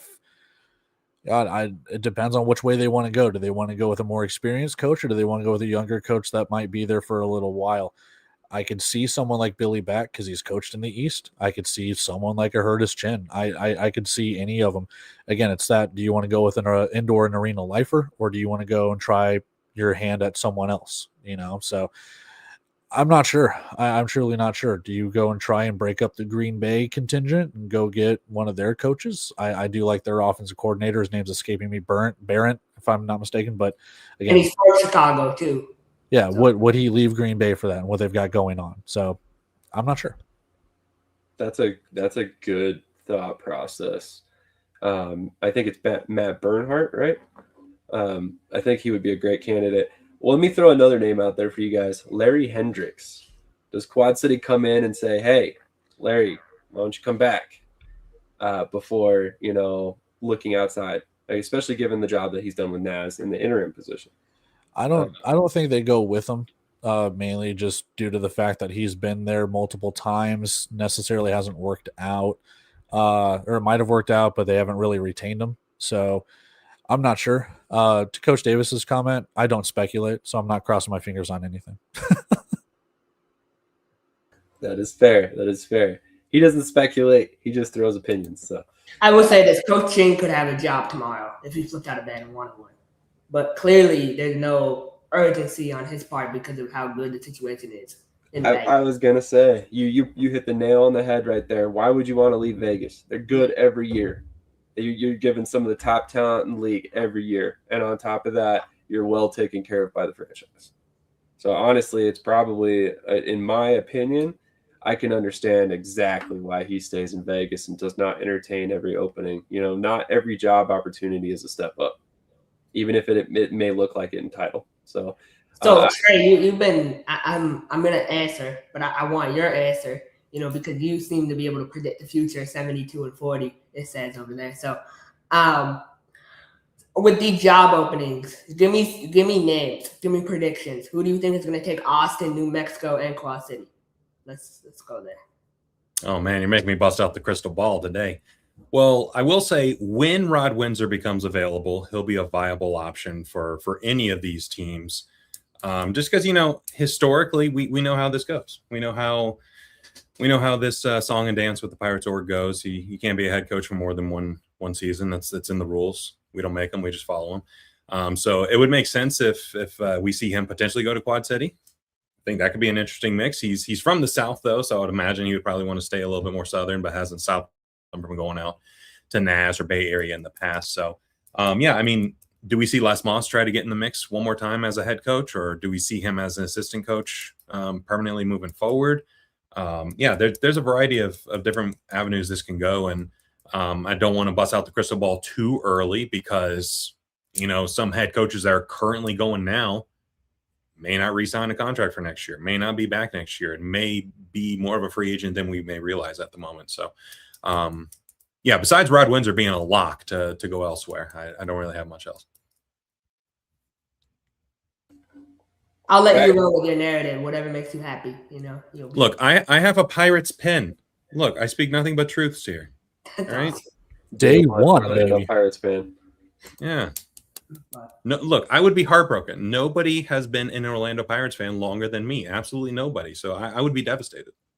No, it's going to be a fun off season. I think you guys will be pleasantly surprised. But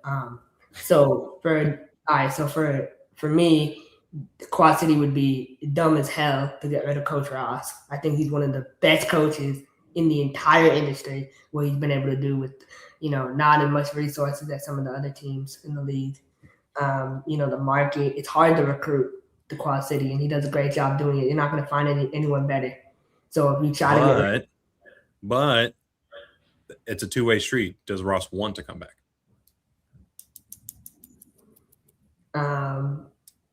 Yeah, but his contract is up. So where else is he going to go, though? You literally just said a couple different spots that have openings that could be. How are those openings? Like, I'm going to just say this. San Antonio. Yeah. Chris just speechless somebody said something about Pirates. I know I will. So, okay, I said not as much resources as the other teams, the top teams, like Arizona, like those teams. Like, that's what I'm saying. So, what I'm saying is that Coach Ross doesn't fit the mold of what they're looking for in San Antonio. They're looking for a really certain type of person. I think you guys can put 2 and 2 together with what type of person they're looking for in San Antonio, and he just doesn't fit that. Go on, expand on that. I'm not going to expand on that. I'm not going to get political. Okay. Please don't. Please don't. Actually, I'm good on that. I don't really need to. Straight and narrow. They're looking for someone like that. Shifty. Bro, can't quite put my finger on it, huh? He has grit. Oh, Yeah, man. this is for someone who's white. I'll just say whatever. Like, fine. He Jesus. said it right there. I'm just repeating what he said. I don't know. I can't believe you had to out me like that. Well, the reason why I say that about Ross is that, like, you know, we're still learning a little bit more about Austin and the situation developing there in the IFL. It could be an interesting proposal to get to be on the ground floor of something and build it up from the beginning. So I like, for a veteran like that could be an interesting route to take, considering the all the experience that he's had over the past decade. I'm not Ryan Clark. I just want to make that clear. I'm not Ryan Clark. Well, let's think about it this way. Let's go all the way back earlier in the show. If Krish had his way, we'd dissolve 45 billion arena teams, and then all of those coaches would be in that pool to be hired on here. And we just go from there. Don't worry, guys. We'll fire Krish next week for his inflammatory comments. It'll be mid-show. He'll just disappear, and then you guys will never see him again. No, I'm just kidding. Krish is going to stay. Don't worry. We love Krish here, even if he says crazy things like he just said. The one thing I will point out to Krish is, like, the amount of resources that Quad City has compared to other teams. I think I mentioned this on the previous episode. Like, San Antonio has their own stuff built for indoor football, and they went 5-11 as well. So resources mean nothing when it comes to coaching, recruiting, and how the teams do on the field. You can have you can have as many resources as you want, and I mean this, like, as you can have as many resources as you want. Vegas still went 6-10 in their first couple of years until they turned it around. Coaching, development, culture, all of that stuff needs to be put into place. It might take a couple of years, but eventually, if you're a good enough coach, you'll win. You have a fair point. Coaching does begin and it does start and end with coaching. If you don't have the right coaching, it doesn't matter who you have on the roster. It's not going to pan out in victories. I said San Antonio, they should go after Coach Billy Back, or they should go after Les Moss. Those are the two names I would go after, right? And that's my opinion. But I also think, like, you know, for me, like, when I look at these jobs, I look at what they're looking for. Like Northern Arizona, for example, right? You know, Jeff Higgins, right? He's potentially leaving Northern Arizona. He's looking at, just looking at different options. So that OC job might come open, right? So who will take that? Is that somewhere that people want to go? I don't think it is, but, So what, Jeff Higgins can't be the head coach of San Antonio? He can, but like I said, I don't think he'll get it. I'm just being honest. They're going to give it to someone who's been a head coach before, and that's a fact. So could definitely be. TJ, you've been awfully quiet here for like 30 plus minutes. What are your thoughts on all of this? I've been enjoying the awesome and free entertainment. It's been a lot of fun. No, I mean, the first name that comes to my mind would probably be Curtis Riggs. Get him out of the booth and back on the sideboards. He's going to Indy. Watch. If they, okay. So I don't hate that suggestion, Krish. If they get rid of Dixon, he's going to Indy. Just watch. And I mean, he's technically like raised his own stock by putting himself out there, being a fun media guy, everything else, kept his name relevant. I think it's a real possibility. I mean, just hear me out, right? You throw a huge sum of money at Curtis Riggs. You bring him back for 1 year for Fishers. You hire Peyton Riggs as the offensive coordinator, and in 2028, he takes over as a head coach. A father-son duo in Fishers, never thought I'd see the day. I know, right? It would be awesome. And I don't even think it would come down to money for him. Honestly, he's been doing it for so long. I think it would be more situational fit. And Indy's a perfect situation for him. Watch. I know. I mean, honestly, I had not put any thought into that. I had not put any thought into Curtis Riggs returning as a coach in general. But, I mean, there's a lot to like about that Fishers situation. Realistically, when we look at Curtis Chin as a candidate, and I know this is kind of a long thing, but when you look at him as a candidate, like, where would he go? What job do you think he would actually take? That Fishers would be one of the few on the list that I think he would consider. I do too. I could see Orlando. Resources, I say player reach, all that kind of stuff. I good say this with situation. sincerity. I truly say this with sincerity. We have talked about San Antonio. We've talked about potentially Fishers, Quad City.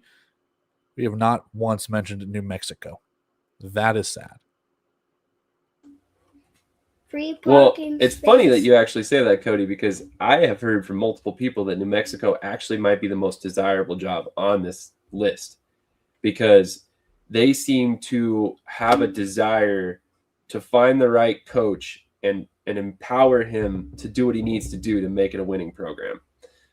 No, I mean this. I don't know if you're being sarcastic. I apologize if you aren't, but like we have not mentioned that one bit. We're talking with expansion teams. We're talking Fishers potentially letting their coach go, and even making jokes about Orlando. But it's like we have a team that actually has a head coach opening, and we have not touched on it in like weeks. In New Mexico, like I don't know. The joke is Coach Thomas going out there too, but I don't know. It's kind of crazy how we haven't even touched on them either. And to be honest, that might be a topic for next week because we're running pretty long on this, but still. No, you have a complete. They need to get rid of Tim, man. The mascot GM. That Trey is too scared to call out, but they need to get rid of him. I feel like everybody's called him out. What are you talking about? I haven't seen you call him out once, Trey, on any of your shows. Call him out on what? You're doing the heavy lifting for me. Him, sexual assault, allegations, everything. Hey, you're doing the heavy lifting. You're flying that flag. Tim's a freak. Come on, man. What you mean? Okay, Hold on. we got to stop. Yeah, allegations. No. Actually, it was like he did it. Settlement money, $800,000. Look it up. Are we here to talk football? Or are we going to talk about court cases, man? It's like we said before, man. If we don't know 100% of the story, we're not going to touch on that. Story though. Stay away from Tim, man. Keep the kids inside. Like, I still think Coach Thomas would take that job, even if Tim was there. I mean, according to you, Coach Thomas is going to be hired by Iowa, San Antonio. Coach Thomas, you act like he's not going to leave no matter what. He would leave for the right. Imagine a game between New Mexico and San Antonio, and Coach Thomas does not need to leave the sideline because he's coaching both teams. He gets to stay on the field whole game. Exactly. He literally just flip sides. What if he gets a penalty? Himself? What if he gets a penalty and loses his sideline privileges? Then what? Like Coach, and people don't realize Coach Thomas is from California, so he's diverse. He has a diverse background. He's not like living in the Midwest smoking his yak all day. Like he's like really like. I'm just saying, man. He has a diverse background. What did you just say? Smoking his yak? Yeah. Dude, I'm still out of the loop. I'm like 40, dude. I have no idea what you just said. So I was making sure that you said something about, a yak, which to me is an animal. So I don't know what the fuck that is. Sorry, excuse my language. I'm excited. I'm excited for Coach Thomas, man. His free agency, and I know he's excited too. So I'm sure he is because I know you're not excited. I honestly, I don't know why you think I'm so concerned about it. I just think that you're way overselling some of this stuff because you have a vested interest in it. So that's all right. And you poke me any chance you get. So anything else you guys would like to cover on the IFL before we get out of here for the day? Not Trey, plug some of your stuff. I know you got some big trips coming up here soon, right? Next week. You're going to Tulsa? No, I wish I was. I'm not going to Tulsa. Next game I'll be at is the IFL National Championship in Tucson in a couple of weeks. So it should be very fun. Get a chance to meet up with Cody and a couple other folks that I know will be out there. Might do some live stream stuff either at Media Day or before the game. So still figuring all that. But yeah, lots of cool stuff on the horizon. Only 7 IFL games left. Only 3 AF1 games left. Yeah, doing the math there. So about 10 to 13 50-yard football games left in this season, so make sure you're enjoying every single bit of it and follow along on the journey if you'd like at Off the Wall FB, F as in foot, B as in ball.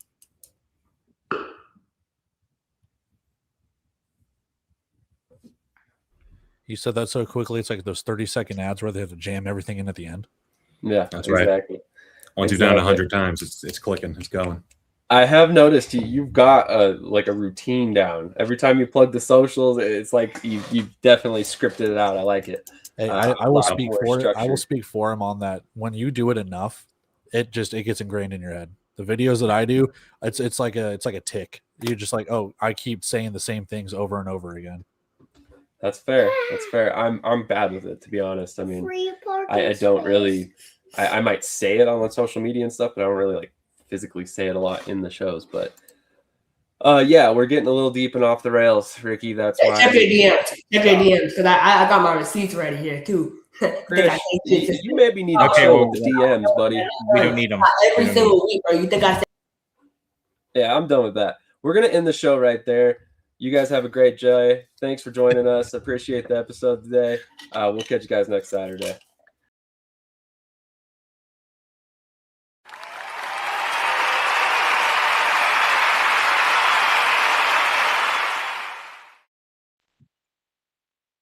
Hi, everyone. This is TJ from Shady Sports Network.